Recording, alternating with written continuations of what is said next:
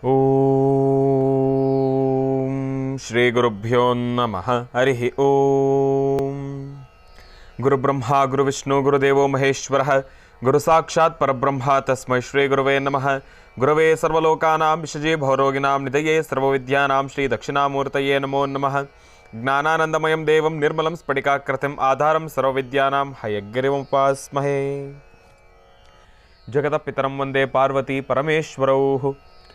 ಪ್ರತಿನಿತ್ಯದ ಕಾರ್ಯಕ್ರಮದಂತೆ ಮೊದಲನೇದಾಗಿ ನನ್ನ ಅಜ್ಜಿ ತಾತರವರನ್ನ ಸಂಪೂರ್ಣವಾಗಿ ಶ್ರದ್ಧಾಭಕ್ತಿಯಿಂದ ಪ್ರಾರ್ಥನೆಯನ್ನು ಮಾಡುತ್ತಾ, ನನ್ನ ಗುರುಸ್ಥಾನದಲ್ಲಿರ್ತಕ್ಕಂಥ ನನ್ನ ತಂದೆಯವರಾಗಿರ್ತಕ್ಕಂಥ ಆನಂದ್ ಗುರುಜಿಯವರ ಪಾದರವಿಂದಗಳಿಗೆ ನಮನವನ್ನು ಮಾಡುತ್ತಾ, ಮತ್ತು ನನ್ನ ಮಾತೃಶ್ರೀಯವರನ್ನು ಕೂಡ ಸಂಪೂರ್ಣವಾಗಿ ಶ್ರದ್ಧಾಭಕ್ತಿಯಿಂದ ಪ್ರಾರ್ಥನೆಯನ್ನು ಮಾಡುತ್ತಾ, ಕಾರ್ತೀಕ ಮಾಸದ ಭಾನುವಾರ ಹರಿಹರ ಪುತ್ರ ಅಯ್ಯಪ್ಪ ಸ್ವಾಮಿ, ಹರಿಹರ ಸುತನಾನಂದ ಚಿತ್ತನಯ್ಯನಯ್ಯಪ್ಪ ಸ್ವಾಮಿಯೇ ಶರಣಮಯ್ಯಪ್ಪ. ಅಯ್ಯಪ್ಪ ಸ್ವಾಮಿಯ ಪ್ರಾರ್ಥನೆಯನ್ನು ಮಾಡ್ತಾ ಮಹರ್ಷಿವಾಣಿ ಕಾರ್ಯಕ್ರಮವನ್ನು ಬಹಳ ಪ್ರೀತಿಯಿಂದ ಪ್ರಾರಂಭವನ್ನು ಮಾಡ್ತಾ ತಮ್ಮೆಲ್ಲರಿಗೂ ಕೂಡ ಆಧಾರದ ಸ್ವಾಗತ ಸುಸ್ವಾಗತ. ಸ್ಪೆಷಲ್ ಪಾರ್ಟ್ನರ್ ಸೈಕಲ್ ಪ್ಯೂರ್ ಅಗರಬತ್ತಿ. ಪ್ರತಿನಿತ್ಯ ನಿಮ್ಮೆಲ್ಲರ ವಾಸ್ತುಗೃಹದ ಪೂಜಾಗೃಹದಲ್ಲಿ ಬೆಳಗಲಿ ಸೈಕಲ್ ಪ್ಯೂರ್ ಅಗರಬತ್ತಿ. ಇನ್ನು ಸಾಯಿ ಶುಭ್ ಟೂರ್ಸ್, ಆಧ್ಯಾತ್ಮಿಕ ದೇವಾಲಯಗಳಾದ ಪುರಾಣ ಪ್ರಸಿದ್ಧಿ ಕ್ಷೇತ್ರಗಳಾದ ಪುರಿ ಜಗನ್ನಾಥ್, ಗಯಾ, ಕಾಶಿ, ವಾರಣಾಸಿ ಇಂತಹ ಪುಣ್ಯಕ್ಷೇತ್ರಗಳಿಗೆ ವಿಶೇಷವಾಗಿರ್ತಕ್ಕಂಥ ದರ್ಶನ ಹಾಗೂ ವಿಶೇಷವಾಗಿರ್ತಕ್ಕಂಥ ಪ್ಯಾಕೇಜ್ಗಳಿಗಾಗಿ ಸಂಪರ್ಕಿಸಿ ಸಾಯಿ ಶುಭ್ ಟೂರ್ಸ್. ಇವರ ಶಾಖೆಗಳು ಮಲ್ಲೇಶ್ವರಂ ಮತ್ತು ಯಲಹಂಕ. ಇನ್ನು ಶ್ರೀ ಧರ್ಮಸ್ಥಳ ಸಿರಿ ಗ್ರಾಮೋದ್ಯೋಗ ಸಂಸ್ಥೆಯ ಉತ್ಪನ್ನಗಳು. ಬಹಳ ವಿಶೇಷವಾಗಿ ಇವತ್ತಿನ ದಿವಸ ಕಾರ್ತೀಕ ಮಾಸದ ಭಾನುವಾರ, ಅದರಲ್ಲೂ ಇನ್ನೇನು ಈ ಒಂದು 2023 ಕಡೆಯ ತಿಂಗಳು ಡಿಸೆಂಬರಲ್ಲಿ ನಾವಿದ್ದೇವೆ. ಇನ್ನೇನು ಕೆಲ ಕಾಲಗಳು ಕಳೆದ ಹಾಗೆ ಹೊಸ ವರ್ಷ ಬಂತು, ಹೊಸತನ್ನು ತಂತು, ಹೊಸವನ್ನು ತರಬೇಕು. ಯಾಕೆಂತಂದರೆ 2023ರಲ್ಲಿ ಒಂದಿಷ್ಟು ಸಮಸ್ಯೆಗಳು ಉಂಟಾದವು, ಸಮಸ್ಯೆಗಳು ದೊಡ್ಡ ಮಟ್ಟದಲ್ಲೇ ಉಂಟಾದವು. ಅದರಲ್ಲೂ ಇತ್ತೀಚಿನ ನಿರ್ಮಾಣಗಳಲ್ಲಿ ಇನ್ನೇನು ಈ ವರ್ಷದ ಕಡೆಯ ಹಂತದಲ್ಲಿ ಬರ್ತಾ ಇದ್ದಂಗೆ ಅದು ಯಾವುದೋ ಝಿಕಾ ವೈರಸ್ ಬೇರೆ ಬಹಳ ದೊಡ್ಡ ಮಟ್ಟದಲ್ಲಿ ಒಂದು ಸಮಸ್ಯೆಗಳನ್ನು ತಂದೊರ್ತಾ ಇದೆ. ಅದರಲ್ಲೂ ಚಿಕ್ಕಬಳ್ಳಾಪುರದ ಹತ್ರ ಅದು ಪ್ರಾರಂಭ ಆಗಿರ್ತಕ್ಕಂಥದ್ದಿದೆ. ಒಂದಷ್ಟು ಸೋಂಕುಗಳು ಕಂಡು ಬರ್ತಾ ಇರತಕ್ಕಂಥದ್ದಿವೆ. ಎಲ್ಲರೂ ಸ್ವಲ್ಪ ಜೋಪಾನವಾಗಿರಬೇಕು. ಹೊಸ ವರ್ಷ ಪ್ರಾರಂಭ ಆಗ್ತಾ ಇದ್ದಂಗೆ ಎಲ್ಲ ರೀತಿ ಇರತಕ್ಕಂಥ ಒಂದು ಸುಭದ್ರತೆಗಳನ್ನು ನಾವು ನೋಡ್ಕೊಳ್ಬೇಕು. ಹೇಗೆ ಗುರುಗಳೇ? ನಮ್ಮ ಆರೋಗ್ಯದ ಕುರಿತಾಗಿಯೂ ಕೂಡ ನಾವು ಒಂದಿಷ್ಟು ಪ್ರಿಕಾಷನರಿ ಮೆಷರ್ಸನ್ನು ತೊಗೊಳ್ಬೇಕಂತಂದರೆ, ಪ್ರಿಕಾಷನರಿ ಮೆಷರ್ಸ್ ಅಂದರೆ ನಾವು ಒಂದು ಸ್ವಲ್ಪ ಜೋಪಾನವಾಗಿ ಮುಂಬರ್ತಕ್ಕಂಥ ಕಷ್ಟಗಳಿಗೆ ಈಗಲಿಂದನೇ ಎಲ್ಲ ರೀತಿ ಇರತಕ್ಕಂಥ ಒಂದಷ್ಟು ಸೆಕ್ಯೂರಿಟಿ ಅಂದರೆ ಒಂದಷ್ಟು ಭದ್ರತೆಗಳನ್ನಾಗಲಿ, ನಮ್ಮ ಆರೋಗ್ಯದ ಕುರಿತಾಗಲಿ ಒಂದಿಷ್ಟು ವಿಚಾರಗಳನ್ನು ನಾವು ಅರ್ಥಕೊಳ್ತಕ್ಕಂಥದ್ದಾಗಲಿ, ಮುಂಬರ್ತಕ್ಕಂಥ ಸಮಸ್ಯೆಗಳನ್ನು ಎದುರಿಸಲಿಕ್ಕಾಗಲಿ ಎಲ್ಲದಕ್ಕೂ ಕೂಡ ನಾವು ಈಗಲಿಂದನೇ ತಯಾರಾಗಬೇಕು.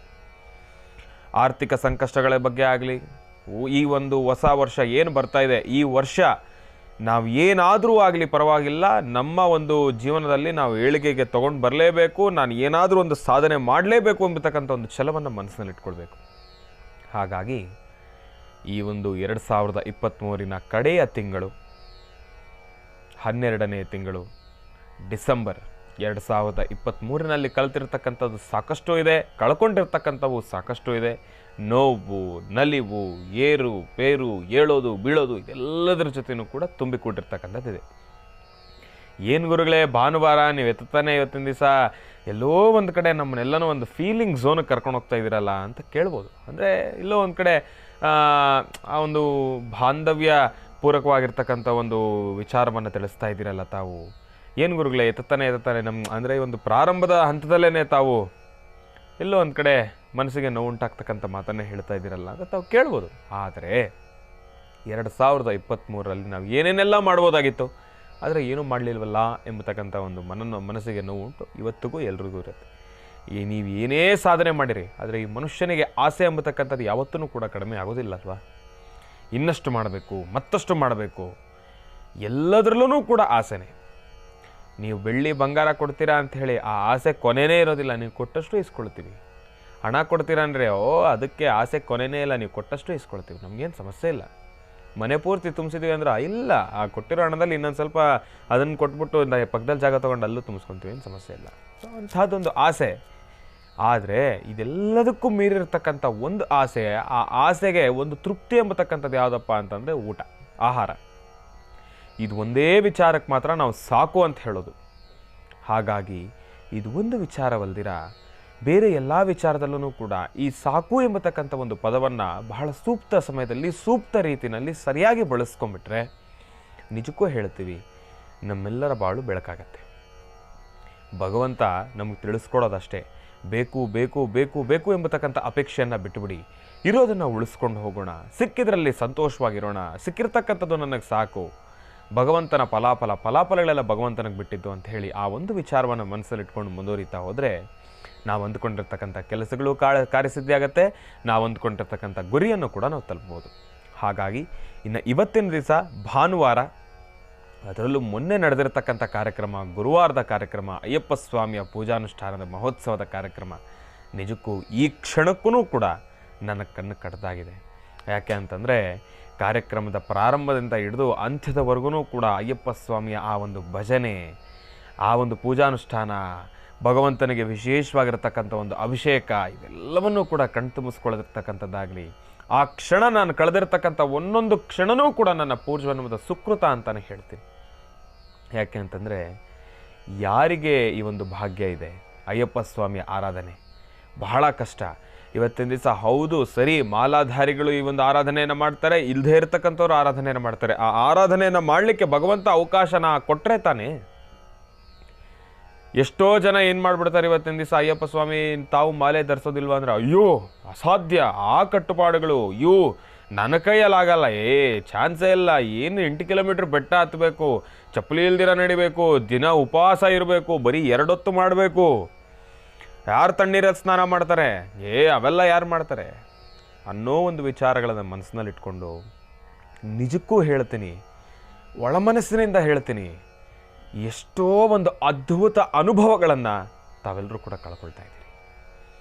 ಇವತ್ತಿಗೂ ಕೂಡ ಯಾರೆಲ್ಲ ಒಂದು ಮಾಲಾಧಾರಣೆಯನ್ನು ಮಾಡ್ಕೊಳ್ತಕ್ಕಂಥದ್ದಾಗಲಿ, ಅಯ್ಯಪ್ಪ ಸ್ವಾಮಿಯ ವ್ರತಾನುಷ್ಠಾನದಲ್ಲಿ ಭಾಗಿಯಾಗ್ತಕ್ಕಂಥದ್ದಾಗಲಿ ಯಾರಾಗೋದಿಲ್ವೋ, ಆ ಸುಂದರವಾಗಿರ್ತಕ್ಕಂಥ ನಿಮ್ಮ ಜೀವನದ ಅಮೂಲ್ಯವಾಗಿರ್ತಕ್ಕಂಥ ಒಂದು ಕ್ಷಣಗಳನ್ನು ತಾವು ಕಳ್ಕೊಂಡ್ರೆ ಅಂತಲೇ ಅರ್ಥ. ಯಾಕೆ ಅಂತಂದರೆ ಅಯ್ಯಪ್ಪ ಸ್ವಾಮಿಯ ಆರಾಧನೆ ಅಂತಂದಿದ ತಕ್ಷಣ ನಮ್ಮೆಲ್ಲರ ಮನಸ್ಸಲ್ಲೂ ಕೂಡ ಬರೋದು ಏನಪ್ಪ ಅಂತಂದರೆ ಬರೀ ಆ ಕಷ್ಟದ ಸಂಗತಿಗಳು ಮಾತ್ರ. ಏನಪ್ಪ ಅಯ್ಯಪ್ಪ ಸ್ವಾಮಿಯ ವ್ರತ ಅಂದರೆ ಏನು? ಬೆಳಗ್ಗೆ ಸೂರ್ಯ ಉದಯ ಆಗೋದಕ್ಕಿಂತ ಮುಂಚೆನೇ ಎದ್ದೇಳಬೇಕು, 4 ಗಂಟೆಗೆ ಎದ್ದೇಳಬೇಕು, ಸೂರ್ಯ ಉದಯ ಆಗೋಷ್ಟಲ್ಲಿ ಸ್ನಾನ ಸಂಧ್ಯಾ ವಂದನೆಗಳು ಶೌಚಾದಿಗಳೆಲ್ಲವೂ ಆಗಬೇಕು, ಅಯ್ಯಪ್ಪ ಸ್ವಾಮಿ ಶರಣೂ ಕೂಗಿರಬೇಕು. ಸೂರ್ಯ ಉದಯ ಆಗೋಷ್ಟರಲ್ಲಿ ನಾವು ಆಗಲೇ ಅಯ್ಯಪ್ಪ ಸ್ವಾಮಿ ಶರಣು ಕೂಗಿ 108 ಶರಣು ಕೂಗಿ ಅಯ್ಯಪ್ಪ ಸ್ವಾಮಿಗೆ ನಾವು ಪೂಜಾನುಷ್ಠಾನಗಳನ್ನು ಸಲ್ಲಿಸಿ ನೈವೇದ್ಯ ಸಲ್ಲಿಸಿ ಒಂದು ಕರ್ಪೂರದ ದೀಪವನ್ನು ಕೂಡ ಹಚ್ಚಬೇಕು. ಸೂರ್ಯ ಉದಯ ಆಗೋದ ಮೇಲೆ ಇದನ್ನು ಮಾಡೋದ್ರಿಂದ ನಮಗೆ ಯಾವುದೇ ರೀತಿಯ ಅನುಭವ ಅಂದರೆ ಒಂದು ಶಕ್ತಿ ಸಂಪಾದನೆ ಇರೋದಿಲ್ಲ. ಅದು ಅಯ್ಯಪ್ಪ ಸ್ವಾಮಿಯ ಮಾಲಾಧಾರಿಗಳು. ಇದು ಏನು, ಮಾಲಾಧಾರಣೆ ಆದ ನಂತರ ನಾವು ಮಾಡಬೇಕಾಗಿರ್ತಕ್ಕಂಥ ಪ್ರಮುಖ ಪೂಜಾನುಷ್ಠಾನಗಳು. ಅದಾದ ಮೇಲೆ ತಾವೇನು ಭಕ್ತಿ ಪರಾಕಾಷ್ಠೆಯಿಂದ ನಾವು ಅಯ್ಯಪ್ಪ ಸ್ವಾಮಿನ ಕೊಂಡಾಡತಕ್ಕಂಥದ್ದಾಗಲಿ, ಈ ರೀತಿಯಾಗಿರ್ತಕ್ಕಂಥ ಒಂದು ಅಭಿಷೇಕಗಳನ್ನು ಸಲ್ಲಿಸ್ತಕ್ಕಂಥದ್ದಾಗಲಿ, ಇದೆಲ್ಲದರಿಂದನೂ ಶಕ್ತಿ ಬರುತ್ತೆ, ನಾನು ಇಲ್ಲ ಅಂತ ಹೇಳೋದಿಲ್ಲ. ಆದರೆ ಮಾಲಾಧಾರಣೆಯನ್ನು ಮಾಡಿರ್ತಕ್ಕಂಥ ಮಾಲಾಧಾರಿಗಳು ಸ್ವಾಮಿಗಳಿಗೆ ಇದೆಲ್ಲದಕ್ಕಿಂತ ಮಿಗಿಲಾಗಿರ್ತಕ್ಕಂಥ ಶಕ್ತಿ ಅಯ್ಯಪ್ಪ ಸ್ವಾಮಿಯ ವ್ರತಾನುಷ್ಠಾನವನ್ನು ನಿಷ್ಠೆಯಿಂದ ಆಚರಿಸ್ತಕ್ಕಂಥದ್ದು. ಆದರೆ ಆ ಆಚರಿಸ್ತಕ್ಕಂಥ ನಿಷ್ಠೆಯನ್ನು ಎಲ್ಲರೂ ಕೂಡ ಎಲ್ಲೋ ಒಂದು ಕಡೆ ಹಿಂಸೆ ಎಂಬತಕ್ಕಂಥ ಒಂದು ಭಾವನಾತ್ಮಕ ಚಿಹ್ನೆಯನ್ನು ಸೃಷ್ಟಿಸಿ ಇವತ್ತಿನ ದಿವಸ ಒಂದಷ್ಟು ಜನಕ್ಕೆ ಭಯವನ್ನು ಉಂಟು ಮಾಡಿಬಿಟ್ಟಿದ್ದಾರೆ. ಹಾಗಾಗಿ ಅಯ್ಯಪ್ಪ ಸ್ವಾಮಿಯ ಮಾಲಾಧಾರಣೆಯಲ್ಲಿರ್ತಕ್ಕಂಥ ಆ ಒಂದು ಸೊಗಸಾಗಿರ್ತಕ್ಕಂಥ ಆ ಒಂದು ಸಂಗತಿಗಳನ್ನು ಸಾಕಷ್ಟು ಜನ ಮಿಸ್ ಮಾಡ್ಕೊಳ್ತಾ ಇದ್ದೀರಿ. ಅಯ್ಯಪ್ಪ ಸ್ವಾಮಿಯ ಮಾಲಾಧಾರಣೆ ಅಂತಂದರೆ ನಾನು ತಿಳಿಸಿದ ಹಾಗೆ ಆ ಒಂದು ವ್ರತಾನುಷ್ಠಾನವನ್ನು ನಿಭಾಯಿಸ್ತಕ್ಕಂಥ ಶಕ್ತಿ ಆಗಲಿ, ಇಲ್ಲಾಂದರೆ ನಿಭಾಯಿಸ್ತಕ್ಕಂಥದ್ದಾಗಲಿ, ಅದೆಲ್ಲವೂ ಕೂಡ ಬಹಳ ಕಷ್ಟಕರವಾಗಿರ್ತಕ್ಕಂಥದ್ದು. ನಾವು ಹೇಗೆ ಅದನ್ನೆಲ್ಲವನ್ನೂ ಕೂಡ ನಾವು ಅನುಭವಿಸ್ತಕ್ಕಂಥದ್ದು. ಏನು ತೀರಾ ಕಾರ್ತೀಕ ಮಾಸ ಬಂತು ಅಂತಂದ್ರೇ ಚಳಿಗಾಲ ಬಂತು ಅಂತ ಅರ್ಥ. ಆ ಚಳಿ ಆ ತಂಪಿನ ವಾತಾವರಣವನ್ನು ತೊಗೊಂಡು ಬರ್ತಾ ಇದೆ ಅಂತ ಅರ್ಥ. ಆ ಕಾರ್ತೀಕ ಮಾಸದಲ್ಲಿ ಬೆಳಗಿನ ಜಾವ 4 ಗಂಟೆಗೆ ಎದ್ದೇಳ್ತಕ್ಕಂಥದ್ದೇನು, ಆ ಒಂದು ತಣ್ಣೀರಿನ ಸ್ನಾನವನ್ನು ಮಾಡ್ತಕ್ಕಂಥದ್ದೇನು, ಅದರಲ್ಲೂ ತಣ್ಣೀರಿನ ಸ್ನಾನ ಮಾಡೋದಿರಲಿ, ನಮ್ಮ ಬಟ್ಟೆ ನಾವೇ ಹೊಕ್ಕೊಳ್ಬೇಕು, ಬೇರೆಯವ್ರ ಕೈಯಲ್ಲಿ ಹೊಗ್ಸೋ ಆಗಿಲ್ಲ, ಅದನ್ನು ನಾವೇ ನೀಟಾಗಿ ಹಿಂಡು ಒಣಗಾಕಬೇಕು. ಅದು ಒಂದು ಕಡೆ. ನಮ್ಮ ಊಟ ನಾವೇ ತಯಾರಿಸ್ಕೊಳ್ಬೇಕು, ಬೇರೆಯವ್ರ ಬಂದು ಮಾಡುವ ಹಾಗಿಲ್ಲ. ಒಂದು ವೇಳೆ ಒಂದು ಅಯ್ಯಪ್ಪ ಸ್ವಾಮಿಯ ಒಂದು ಗ್ರೂಪ್ ಏನಾದರೂ ಇತ್ತು ಅಂತಂದರೆ ಎಲ್ಲರ ಸಹಕಾರದೊಂದಿಗೆ ಮಾಡಬಹುದು, ಸಂತೋಷ ಇಲ್ಲ ಅಂತಲ್ಲ. ಹೆಣ್ಣು ಮಕ್ಕಳು ಮಾಡಿರ್ತಕ್ಕಂಥ ಪದಾರ್ಥಗಳನ್ನು ನಾವು ತಿಂತಕ್ಕಂಥದ್ದಾಗಲಿ ಸಹಿತ ಮುಟ್ಟಬಾರ್ದು, ಅದೆಲ್ಲವೂ ಕೂಡ ಇದೆ. ಅದಾದ ಮೇಲೆ ಒಂದಿಷ್ಟು ಜನರ ವಿತಂಡವಾದ ಏನಪ್ಪ ಅಂದರೆ ಅಯ್ಯಪ್ಪ ಸ್ವಾಮಿಯ ಮಾಲಾಧಾರಿಗಳು ನಾವು ಬೆಳಗ್ಗೆ 4 ಗಂಟೆಗೆ ಎದ್ದಿಳಿರ್ತೀವಿ, ಮಧ್ಯಾಹ್ನದ ಹೊತ್ತು ನಾವೇನು ಮಲಗಕ್ಕೆ ಅವಕಾಶ ಇಲ್ವಾ? ಇಲ್ಲ, ಮಲಗಬಾರ್ದು, ಮಲಗಲಿಕ್ಕೆ ಅವಕಾಶ ಇಲ್ಲ. ಆದರೆ ಒಂದಿಷ್ಟು ಜನ ಅದನ್ನು ಕೂಡ ಮನಸ್ಸಲ್ಲಿ ಇಟ್ಕೊಂಡು ಏನು ಮಾಡ್ತಾರೆ, ಅಯ್ಯೋ ಏನಪ್ಪ 4 ಗಂಟೆಗೆ ಎದ್ದೇಳಬೇಕು ಅಂತಾರೆ, ರಾತ್ರಿ ನೋಡಿದ್ರೆ ಲೇಟಾಗಿ ಮಲಗಿಸ್ತಾರೆ. ನಮಗೆ ಸಿಗೋ ಅಲ್ಪ ಸ್ವಲ್ಪ ನಿದ್ದೆ ಆ ಟೈಮಲ್ಲಿ ನಾವು ಆ ಕ್ಷಣ ಎದ್ದೇಳಬೇಕಾಗತ್ತಲ್ಲ, ಇಷ್ಟೆಲ್ಲ ಕಷ್ಟಕರವಾಗಿದೆ, ನಾವು ಹೆಂಗೆ ಮಾಡೋದು? ಮಾಡಬೇಕು. ಸಮಸ್ಯೆಗಳು ಅನ್ನೋದು ಅಷ್ಟೇ ದೊಡ್ಡ ಮಟ್ಟದಲ್ಲಿ ಇರ್ತವಲ್ಲ. ಈಗ ಸಮಸ್ಯೆ ಅನ್ನೋದಿದೆ ಅಂತಂದಮೇಲೆ ಅದನ್ನು ನಾವು ನಿವಾರಿಸ್ಕೊಳ್ಬೇಕು ಅಂತಂದರೆ ಅಯ್ಯಪ್ಪ ಸ್ವಾಮಿ ಅನುಗ್ರಹ ಬೇಕು. ಆತನ ಅನುಗ್ರಹ ಪಡಿಬೇಕು ಅಂತಂದರೆ ಆತ ಏನೆಲ್ಲ ನಿಯಮ ನಿಷ್ಠೆಗಳನ್ನು ನಮಗೆ ಹಾದಿಯಲ್ಲಿ ತೋರಿಸ್ಕೊಟ್ಟಿದ್ದಾರೋ ಅದೆಲ್ಲವನ್ನೂ ಕೂಡ ನಾವು ಅನುಭವಿಸಿ ಬರಬೇಕು. ಅದರಲ್ಲೂ ಕೂಡ ನಾವು ಶಾರ್ಟ್ಕಟ್, ಇವಾಗ ನೋಡಿ ಎಲ್ಲರೂ ಶಾರ್ಟ್ಕಟ್ಟೇ. ಇವಾಗ ಮೊದಲಾದರೆ 41 ದಿನದ ಮಂಡಲಾನುಷ್ಠಾನ ಸಂಪೂರ್ಣ 48 ದಿನ ಮಾಡಬೇಕಾಗಿತ್ತು. ಇವಾಗ ಯಾರು ಮಾಡ್ತಾರೆ? ಯಾರೂ ಮಾಡಲ್ಲ. 2 ದಿವಸ ಮಾಲೆ ಹಾಕ್ತಾರೆ, 3 ದಿವಸ ಮಾಲೆ ಹಾಕ್ತಾರೆ, ಮಾಲೆ ಹಾಕಿ ಹೋಗಿ ಬಂದುಬಿಡ್ತಾರೆ. ಅದು ಸಂಪೂರ್ಣ ವ್ರತನೇ ಅಲ್ಲ, ವ್ರತ ಮಾಡಿನೂ ವ್ಯರ್ಥ. ಈಗ ಇನ್ನೊಂದಷ್ಟು ಜನ ಏನು ಮಾಡ್ತಾರೆ, ನಾವು ಅಯ್ಯಪ್ಪ ಸ್ವಾಮಿಯ ಮಾಲಾಧಾರಣೆಯನ್ನು ಮಾಡಿದ್ದೀವಲ್ವಾ, ಮಾಡಿರ್ತಕ್ಕಂಥವ್ರು ಆಯಿತು ಸರಿ, ಅಯ್ಯಪ್ಪ ಸ್ವಾಮಿ ಏನು ಎಲ್ಲರ ಕ್ಷಮಿಸ್ತಾರೆ ಅಂತಂದ್ಬಿಟ್ಟು ಅವ್ರು ಏನು ಮಾಡ್ತಾರೆ, ನೆವ್ರ ಪಾಡೋಗಿ ಅವ್ರು ಬಿಸಿನೀರಿನ ಸ್ನಾನ ಮಾಡ್ಕೊಳ್ತಾರೆ, ಬೇಕಾದ ಟೈಮಿಗೆ ಎದ್ದೇಳ್ತಾರೆ, ಯಾವುದಂದ್ರೆ ಅದೇ ಟೈಮ್ಗೆ ಎದ್ದೇಳ್ತಾರೆ, ಹೆಂಗಂದ್ರೆ ಹಂಗೆ ಮಲ್ಕೊಂಡಿರ್ತಾರೆ, ಏನು ಬೇಕೋ ಅದನ್ನು ತಿಂತಾರೆ. ಬರೀ 2 ಹೊತ್ತು ಮಾತ್ರ ತಿನ್ನಬೇಕು ಅಂತಾರೆ, 24 ಗಂಟೆ ತಿಂತಾನೇ ಇರ್ತಾರೆ. ಸಿಗರೇಟ್ ಸೇದಬಾರ್ದು ಅಂತಾರೆ, ಸೇದ್ತಾ ಇರ್ತಾರೆ ಸಿಗರೇಟ್ನ. ಪಾನ್ ಪರಾಕ್ ಹಾಕಬಾರ್ದು ಅಂತಾರೆ, ಅದನ್ನೂ ಹಾಕ್ತಾರೆ. ಎಲ್ಲವನ್ನೂ ಮಾಡ್ತಾರೆ. ಎಲ್ಲಿಯ ಶುದ್ಧಿ? ನಾವಿಷ್ಟೆಲ್ಲ ಮಾಡೋದಕ್ಕೆ ಅಯ್ಯಪ್ಪ ಸ್ವಾಮಿ ಮಾಲೆ ಹಾಕಬೇಕು? ಹಾಗೆ ಹೋಗಿ ಬನ್ನಿ, ಬೇಡ ಅಂದವ್ರು ಯಾರು? ಹಾಗೆ ಹೋದ್ರೆ ಅಯ್ಯಪ್ಪ ಸ್ವಾಮಿ ಕಣ್ಣಿಗೆ ಬೀಳೋದಿಲ್ವಾ? ಇಲ್ಲ ಕಾಣಿಸೋದಿಲ್ವಾ? ಕಾಣಿಸ್ತಾರಲ್ಲ. ಮಾಲೆ ಹಾಕಿದ್ರೆ ನಾವು ಇದೆಲ್ಲ ನಿಭಾಯಿಸಬೇಕು ಅಂತ ತಾನೇ ಮಾಲೆ ಹಾಕ್ಸೋದು. ನೀವು ಅದನ್ನೆಲ್ಲ ಮಾಡ್ತೀರಾ ಅಂದಮೇಲೆ ಮಾಲೆ ಏನಕ್ಕೆ ಹಾಕ್ಕೊಳ್ಬೇಕು? ಅವಶ್ಯಕತೆನೇ ಇಲ್ವಲ್ಲ. ನಮ್ಮ ದೇಹವನ್ನು ದಂಡಿಸಿ ಇರ್ತಕ್ಕಂಥ ಸಮಸ್ಯೆಗಳಿಂದ ದೂರ ಆಗಬೇಕು ಅಂತಂದರೆ ಅಯ್ಯಪ್ಪ ಸ್ವಾಮಿಯ 41 ದಿವಸದ ವ್ರತಾನುಷ್ಠಾನವನ್ನು ಚಾಚು ತಪ್ಪದಿರ ನಿಷ್ಠೆಯಿಂದ ನಿಭಾಯಿಸಬೇಕು. ಅದರಲ್ಲಿ ನಾವು ಶಾರ್ಟ್ಕಟ್ ಹುಡುಕ್ತೀವಿ ಅಂತಂದರೆ ಅಯ್ಯಪ್ಪ ಸ್ವಾಮಿ ವ್ರತಾನುಷ್ಠಾನ ಮಾಡೋ ಅವಶ್ಯಕತೆನೇ ಇಲ್ಲ. ನಾನು ಮೊನ್ನೆ ಕಾರ್ಯಕ್ರಮದಲ್ಲೂ ಕೂಡ ತಿಳಿಸ್ತಾ ಇದ್ದೆ, ಅಯ್ಯಪ್ಪ ಸ್ವಾಮಿಯ ಪೂಜಾನುಷ್ಠಾನದಲ್ಲಿ ಇನ್ನೇನು ಪೂಜೆ ಸಂಪನ್ನವಾದ ಮೇಲೆ ನಾವೆಲ್ಲರೂ ಕೂಡ ಏನು ಮಾಡ್ತೀವಿ, ನಾನು ಮಾಡಿರ್ತಕ್ಕಂಥ ಸಕಲ ತಪ್ಪುಗಳನ್ನೂ ಕೂಡ ಮನ್ನಿಸಿ ಬಿಡಪ್ಪ, ಹರಿಹರ ಸುತನ ಆನಂದ ಚಿತ್ತನ ಏನಯ್ಯಪ್ಪ, ಸ್ವಾಮಿಯೇ ಶರಣಮಯ್ಯಪ್ಪ ಅಂಥೇಳಿ ಭಗವಂತನ ಶರಣಘೋಷವನ್ನು ಕೂಡಿ ನಾನು ಮಾಡಿರೋ ತಪ್ಪುಗಳನ್ನು ಒಪ್ಪುಗಳೆಲ್ಲವನ್ನೂ ಕೂಡ ಹೊಟ್ಟೆಗೆ ಹಾಕೊಂಡು ನನಗೆ ಕ್ಷಮಿಸ್ಬಿಡಪ್ಪ.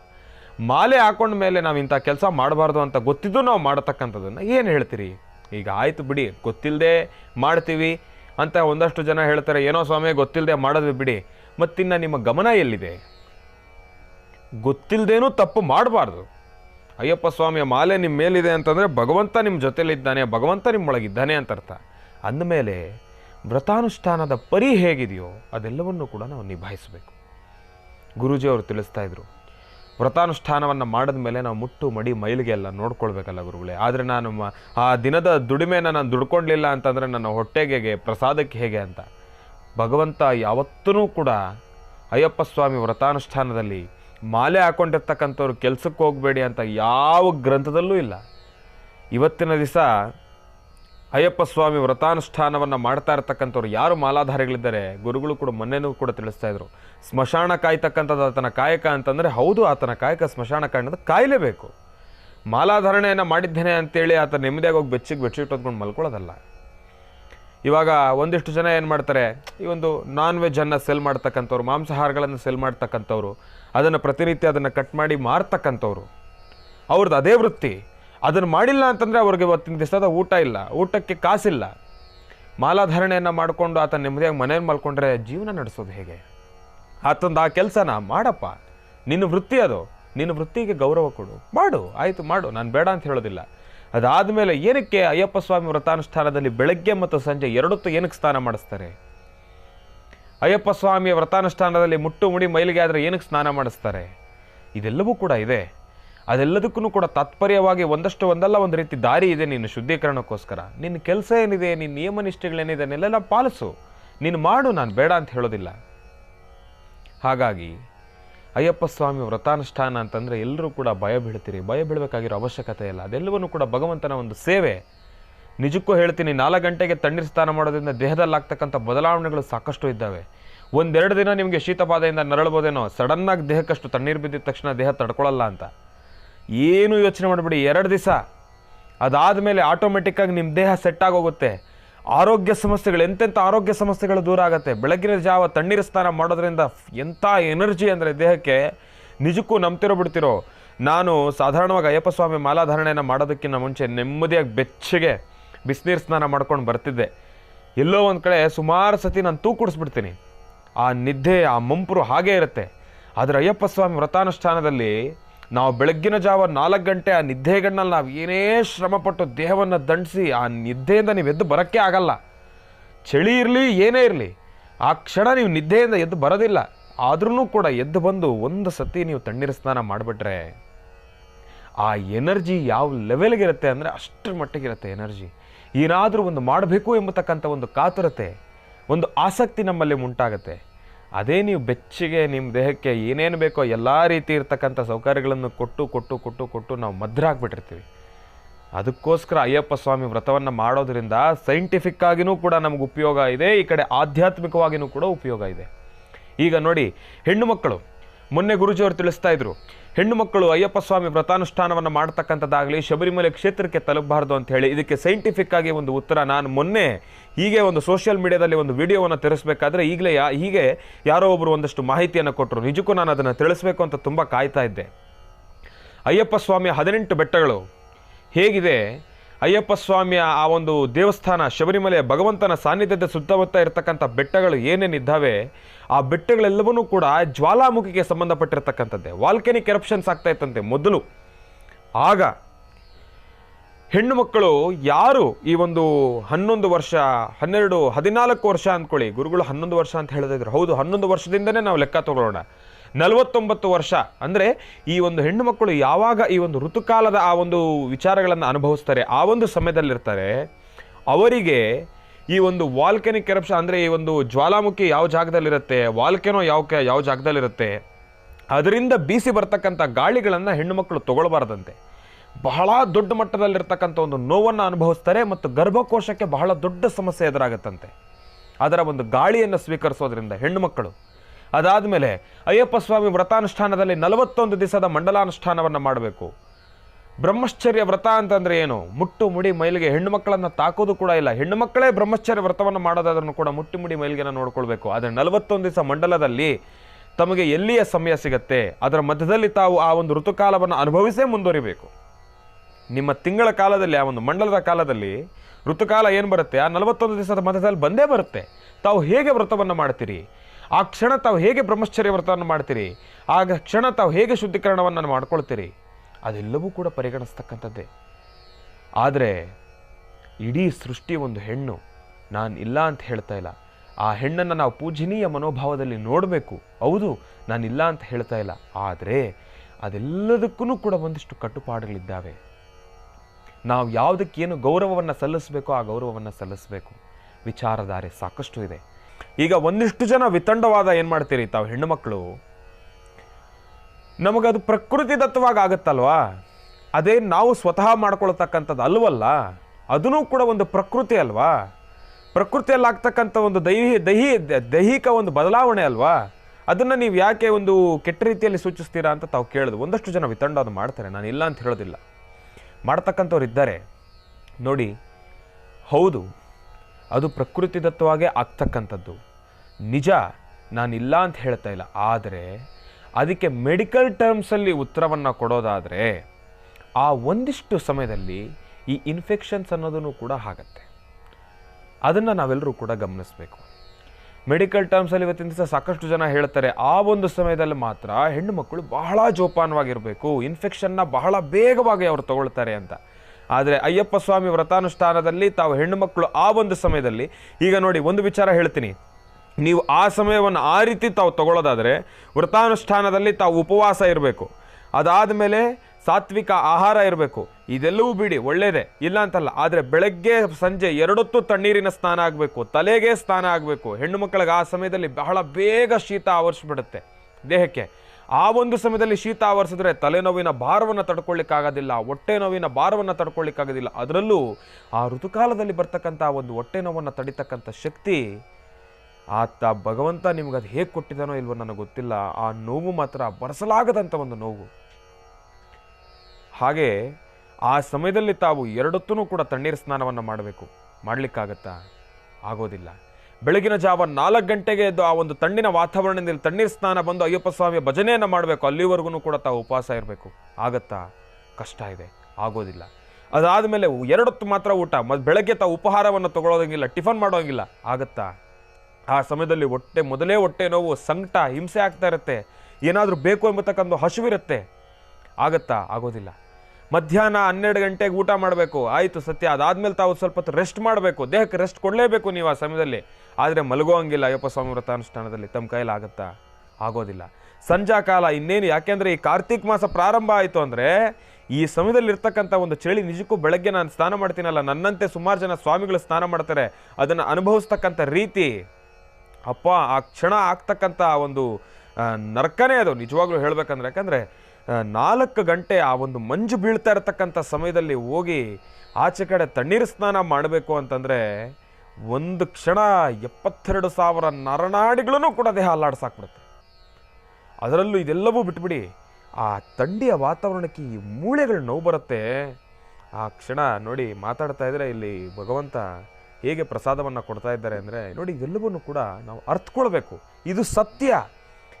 ಈ ಸಮಸ್ಯೆಗಳೆಲ್ಲವನ್ನೂ ಕೂಡ ನಾವು ಅನುಭವಿಸಲೇಬೇಕು. ಆದರೆ ಇದಕ್ಕೂ ಕೂಡ ಒಂದು ಉತ್ತರ ಕೊಡ್ತೀನಿ. ಏನು ನೀವು ಸಮಸ್ಯೆಗಳನ್ನು ಮಾತ್ರ ಅನುಭವಿಸ್ಬೇಕು ಅಂತ ಇದ್ದೀರಲ್ಲ ಅಂತ. ಆದರೆ ಇದು ಯಾವುದೂ ಕೂಡ ಸಮಸ್ಯೆ ಅಲ್ಲ, ಇದು ಯಾವುದೂ ಕೂಡ ಕಷ್ಟ ಅಲ್ಲ. ಮುಂಬರ್ತಕ್ಕಂಥದ್ದು ಮತ್ತೊಂದು ಕಷ್ಟ ಇದೆ. 52 ಕಿಲೋಮೀಟ್ರ್ ತಾವು ಕಾಡಲ್ಲಿ, ಚಳಿಯಲ್ಲಿ, ಮಳೆಯಲ್ಲಿ ನಡ್ಕೊಂಡು ಹೋಗಬೇಕಾದ್ರೆ ನಿಮ್ಮ ದೇಹ ಅದಕ್ಕೆ ಹೊಂದ್ಕೊಳ್ಬೇಕು. ಹಾಗಾಗಿ ಈಗಲಿಂದನೇ ತಾವು ನಿಮ್ಮ ದೇಹವನ್ನು ಸಂಪೂರ್ಣವಾಗಿ ಸೆಟ್ ಮಾಡಿಕೊಳ್ಬೇಕು. ಅದಕ್ಕೋಸ್ಕರನೇ ಹೇಗೆ ಅಲ್ಲಿ ಬೆಟ್ಟಗಳಲ್ಲಿ ಕಳ್ಳು ಮುಳ್ಳು ಇದೆಲ್ಲವೂ ಕೂಡ ಇರುತ್ತೆ, ಅದೆಲ್ಲವೂ ಕೂಡ ಪಾದಗಳಿಗೆ ತಾಕದ್ರಾಗ ನೋವಾಗುತ್ತಲ್ಲ. ಹಾಗಾಗಿ ನಮ್ಮ ಪಾದ ಸಂಪೂರ್ಣವಾಗಿ ನಾವು ಯಾವಾಗಲೂ ಕೂಡ ಈ ಚಪ್ಪಲಿಗಳನ್ನು ಹಾಕಿ ಬೆಚ್ಚಗಿರುವ ಕಾರಣದಿಂದ ನಮ್ಮ ಪಾದದ ಚರ್ಮ ಎಲ್ಲವೂ ಕೂಡ ಬಹಳ ಸ್ಮೂತ್ ಆಗೋಗಿರುತ್ತೆ, ಸಾಫ್ಟ್ ಆಗೋಗಿರುತ್ತೆ. ಸಾಧಾರಣವಾಗಿ ಒಂದು ಚಿಕ್ಕ ಕಲ್ಲಿನ ಪೀಸ್ ಚುಚ್ಕೊಂಡ್ರೆ ನೋವಾಗುತ್ತೆ. ಆದರೆ ನಿಮಗೆ ಅದು ಕಾಡು, ಎಲ್ಲಿ ಏನಿರುತ್ತೆ ಅಂತ ಗೊತ್ತಾಗೋದಿಲ್ಲ. ಮುಳ್ಳಿರುತ್ತೆ, ದಪ್ಪ ದಪ್ಪ ಕಲ್ಲಿರುತ್ತೆ, ಶಾರ್ಪ್ ಆಗಿರ್ತಕ್ಕಂಥ ಕಲ್ಲುಗಳಿರ್ತವೆ, ಚುಚ್ಕೊಳ್ತವೆ, ನೋವಾಗತ್ತೆ. ಅದೆಲ್ಲವನ್ನೂ ಕೂಡ ನಾವು ತಡ್ಕೊಳ್ಬೇಕು ಅಂತಂದರೆ ನಮ್ಮ ಪಾದ ಎಲ್ಲವೂ ಕೂಡ ಗಟ್ಟಿ ಆಗಬೇಕು, ನಮ್ಮ ಚರ್ಮ ಎಲ್ಲವೂ ಕೂಡ ಮಂದ ಆಗಬೇಕು, ಗಟ್ಟಿ ಆಗಬೇಕು. ಅದಕ್ಕೋಸ್ಕರ ಏನು ಮಾಡ್ತಾರೆ, 41 ದಿವಸನೂ ತಾವು ಪಾದರಕ್ಷೆಗಳಿಲ್ದಿರ ಬರೀಗಾಲಲ್ಲಿ ನಡೀರಿ ಅಂತ ಹೇಳ್ತಾರೆ. ಏನಕ್ಕೆ? ನಮ್ಮ ಪಾದಗಳು ಗಟ್ಟಿ ಆಗಲಿ ಅಂತ. ಆಮೇಲೆ ನಿಮಗೆ ಅಯ್ಯಪ್ಪ ಸ್ವಾಮಿಯ ಯಾತ್ರಾ ಸಮಯದಲ್ಲಿ ತಮ್ಗೆ ಆ ಚಳಿಯ ಸಮಯದಲ್ಲಿ ಯಾರೂ ಬಿಸಿನೀರು ಕೊಡೋದಿಲ್ಲ. ಎಲ್ಲೇನು ಸಿಗುತ್ತೋ ಅದರಲ್ಲೇ ತಾವು ಎಲ್ಲಿ ಕೆರೆ, ಎಲ್ಲಿ ನದಿ ಇರುತ್ತೋ, ಎಲ್ಲಿ ಬಾವಿ ಇರುತ್ತೋ ಆ ಜಾಗದಲ್ಲಿ ತಾವು ಸ್ನಾನ ಮಾಡಬೇಕು. ಯಾರು ಕೊಡ್ತಾರೆ ಬಿಸಿನೀರು? ಆ ಕ್ಷಣ ನೀವು ಇಷ್ಟು ದಿವಸ ಚೆನ್ನಾಗಿ ಬಿಸಿನೀರು ಮಾಡ್ಬಿಟ್ಟು ಏಕಾಏಕಿ ತಣ್ಣೀರು ಹಾಕೊಂಡ್ರೆ ನಿಮಗೆ ಬೆಟ್ಟ ಹತ್ತಕ್ಕಾಗತ್ತಾ? ಹುಷಾರಿಲ್ದಿರ ಮಲ್ಕೊಂಡ್ಬಿಡ್ತೀವಿ. ಇದು ಒಂದು ರೀತಿ ಸಾತ್ವಿಕ ಆಹಾರ ಅಂತ ಏನೋ ಹೇಳ್ತಾರೆ. ಮೊದಲು ನೋಡ್ರಿ, ಈಗಲಾದರೆ ಹೋಟೆಲ್ಲು ಬಹಳ ಅದ್ಭುತವಾಗಿ ಹೆಜ್ಜೆಗೊಂದು ಹೋಟ್ಲಿದೆ. ಮೊದಲೆಲ್ಲ ಎಲ್ಲಿತ್ತು? ಏನೂ ಇರಲಿಲ್ಲ. ಏನು ಸಿಗುತ್ತೋ ಅದನ್ನು ತಿನ್ನಬೇಕಾಗಿತ್ತು. ಅಂದರೆ ನಮ್ಮ ದೇಹ ಸ್ಪಂದಿಸ್ಬೇಕು ಅದಕ್ಕೆ, ಫುಡ್ಗೆ. ಹಾಗಾಗಿ ಅಯ್ಯಪ್ಪ ಸ್ವಾಮಿ ವ್ರತಾನುಷ್ಠಾನದಲ್ಲಿ ಸಾತ್ವಿಕ ಆಹಾರನೇ ಇರಬೇಕು ಅಂತ ಹೇಳಿ. ಹೋದ್ರೆ ಹೋಗ್ಲಿನಪ್ಪ, ಆಯಿತು, ಮಾರ್ಗ ಮಧ್ಯದಲ್ಲೇನೋ ಸಿಗ್ತಾಯಿತ್ತು. ನಿಮ್ಗೆ ಆ ಕಾಡಲ್ಲಿ ಏನು ಸಿಗುತ್ತೆ? ಉಪವಾಸನೇ ತಾವು ಬೆಟ್ಟ ಹತ್ತಬೇಕು, ನಿಮ್ಮ ದೇಹಕ್ಕೆ ಶಕ್ತಿ ಬೇಕಲ್ವ. ಹಾಗಾಗಿ ಈ ಒಂದು 41 ದಿವಸದ ವ್ರತಾನುಷ್ಠಾನದಲ್ಲಿ ತಾವು ಏನು 2 ಹೊತ್ತು ಊಟವನ್ನು ಮಾಡ್ತೀರಿ, ಆ ಒಂದು ಕ್ರಮವನ್ನು ಆಚರಣೆ ಮಾಡ್ಕೊಂಡು ಬರ್ತೀರಿ. ನಮ್ಮ ದೇಹ ಸಂಪೂರ್ಣವಾಗಿ, ನಮ್ಮಲ್ಲಿರ್ತಕ್ಕಂಥ ಒಂದು ಶಕ್ತಿ ಜಾಸ್ತಿ ಆಗುತ್ತೆ, ದೇಹದಲ್ಲಿರ್ತಕ್ಕಂಥ ಒಂದು ಹಸಿವಿನ ಶಕ್ತಿ ಕಡಿಮೆ ಆಗುತ್ತೆ. ನಾವು ಏನು ತಗೊಳ್ತೀವೋ ಅದಷ್ಟೇ ಶಕ್ತಿ ಮಾತ್ರ ನಮ್ಮ ದೇಹದಲ್ಲಿ ಕೆಲಸ ಮಾಡುತ್ತೆ, ಆರೋಗ್ಯಕರವಾಗಿರ್ತೀವಿ. ಬೆಟ್ಟ ಹತ್ತಬೇಕಾದ್ರೆ ನಮಗೇನು ಸಮಸ್ಯೆ ಆಗೋದಿಲ್ಲ. ನೋಡಿ, ಇದೆಲ್ಲವೂ ಕೂಡ ಪರಿಗಣಿಸ್ತಕ್ಕಂಥದ್ದೇ. ಹೆಣ್ಣು ಮಕ್ಕಳು ತಾವು ಬಹಳ ಮೃದು ಜೀವಿಗಳು, ಸೌಮ್ಯ ಜೀವಿಗಳು, ಬಹಳ ಸೂಕ್ಷ್ಮ ಜೀವಿಗಳು. ಸಣ್ಣ ಪುಟ್ಟದ ನೋವನ್ನು ಕೂಡ ತಾವು ಬರ್ಸ್ಲಿಕ್ಕಾಗೋದಿಲ್ಲ, ಬಹಳ ಬೇಗ ರಿಯಾಕ್ಷನ್ ಆಗೋಗುತ್ತೆ ನಿಮ್ಮ ದೇಹದಲ್ಲಿ. ಅಯ್ಯಪ್ಪ ಸ್ವಾಮಿ ವ್ರತಾನುಷ್ಠಾನದಲ್ಲಿ ಇಷ್ಟೆಲ್ಲ ಸಮಸ್ಯೆಗಳಿದ್ದಾವೆ, ಹಾಗಾಗಿ ತಮಗೆ ಬೇಡ ಅಂತ ಹೇಳಿದ್ವಿ. ಆದರೆ ಒಂದಿಷ್ಟು ಜನ ಏನು ಮಾಡ್ತೀವಿ, ನಾವು ಮಾಡಿದ್ದೆ ಅಂತ ಹೇಳ್ತೀರಿ. ನಮಗೇನು ಶಕ್ತಿ ಇಲ್ವಾ? ಇದೇ, ನಾನಿಲ್ಲ ಅಂತ ಹೇಳ್ತಿಲ್ಲ. ತಲೆಗಟ್ಟಿ ಇದೆ ಅಂತಲ್ಲಿ ನಾವು ಕಲ್ಲಿಗೆ ಚಚ್ಕೊಳ್ಳಿಕ್ಕಾಗತ್ತಾ? ಆಗೋದಿಲ್ಲ. ಹಾಗಾಗಿ ನೋಡಿ, ಅಲ್ಲಿನ ವಾತಾವರಣದ ಗಾಳಿಯನ್ನು ಕೂಡ ಹೆಣ್ಣು ಮಕ್ಕಳು ತಗೊಳ್ಳೋದ್ರಿಂದ ನಿಮ್ಮ ಗರ್ಭಕ್ಕೂ ಕೂಡ ಸಮಸ್ಯೆ ಆಗುತ್ತೆ ಅಂತ ಹೇಳ್ತೀವಿ. ನೋಡಿ, ಇದೆಲ್ಲವೂ ಕೂಡ ಹೌದು, ಸೈಂಟಿಫಿಕ್ ರೀಸನ್ನೂ ಆಯಿತು, ಆಧ್ಯಾತ್ಮಿಕವಾಗಿರ್ತಕ್ಕಂಥ ಒಂದು ರೀಸನ್ನೂ ಆಯಿತು. ಈ ಒಂದು ಬ್ರಹ್ಮಚರ್ಯ ಅನ್ನೋ ಪದದ ಅರ್ಥ ಏನಪ್ಪ? ಬ್ರಹ್ಮಚಾರಿ ಅನ್ನೋ ಪದದ ಅರ್ಥ ಏನು? ಹೆಣ್ಣಿನ ಒಂದು ಸಂಬಂಧ ಇಲ್ಲದೆ ಇರತಕ್ಕಂಥದ್ದು, ಹೆಣ್ಣಿನ ಜೊತೆ ಒಡನಾಟ ಇಲ್ಲದೆ ಇರತಕ್ಕಂಥದ್ದು, ತಮ್ಮನ್ನು ತಾವು ಸಂಪೂರ್ಣವಾಗಿ ಒಂದು ದೇವರಲ್ಲಿ ಒಂದು ಲೀನವಾಗ್ತಕ್ಕಂಥದ್ದಾಗಲಿ, ತಮ್ಮ ಬದುಕೆಲ್ಲವನ್ನೂ ಕೂಡ, ಸರ್ವವನ್ನೂ ಕೂಡ ತಾವು ಒಂದು ಸಾತ್ವಿಕ ರೀತಿಯಲ್ಲಿ ನಡೆಸ್ಕೊಂಡು ಹೋಗ್ತಕ್ಕಂಥದ್ದಾಗಲಿ, ಕಾಮ, ಕ್ರೋಧ, ಮೋಹ, ಮದ, ಮತ್ಸರ, ಅಡಿಷಡ್ವರ್ಗಗಳನ್ನು ಕೂಡ ತ್ಯಜಿಸಿ ಜೀವನವನ್ನು ಸಾಗಿಸ್ತಕ್ಕಂಥದ್ದೇ ಬ್ರಹ್ಮಚರ್ಯ ವ್ರತ. ಆ ಬ್ರಹ್ಮಚರ್ಯ ವ್ರತ ಎಷ್ಟು ಕಠೋರವಾಗಿರ್ತಕ್ಕಂಥದ್ದು ಅಂದರೆ ಅಷ್ಟೇ ಕಠೋರವಾಗಿರ್ತಕ್ಕಂಥದ್ದು. ಆ ವ್ರತಕ್ಕಾಗಲಿ, ಆ ಬ್ರಹ್ಮಚಾರಿ ಅನ್ನೋ ಪದದಲ್ಲೇ ಇದೆ. ಹೆಣ್ಣು ಮಕ್ಕಳಿಂದ ದೂರ ಇರತಕ್ಕಂಥದ್ದು ಒಂದು ರೀತಿ. ಆದರೆ ಹೆಣ್ಣು ಮಕ್ಕಳು ನಾವೇ ಆ ಒಂದು ವ್ರತವನ್ನು ಮಾಡ್ಕೊಂಡು ಮುಂದೆ ಬರ್ತೀವಿ ಅಂತಂದರೆ ಎಲ್ಲೋ ಒಂದು ಕಡೆ ಸ್ವಲ್ಪ ಕಷ್ಟ ಆಗ್ಬೋದು.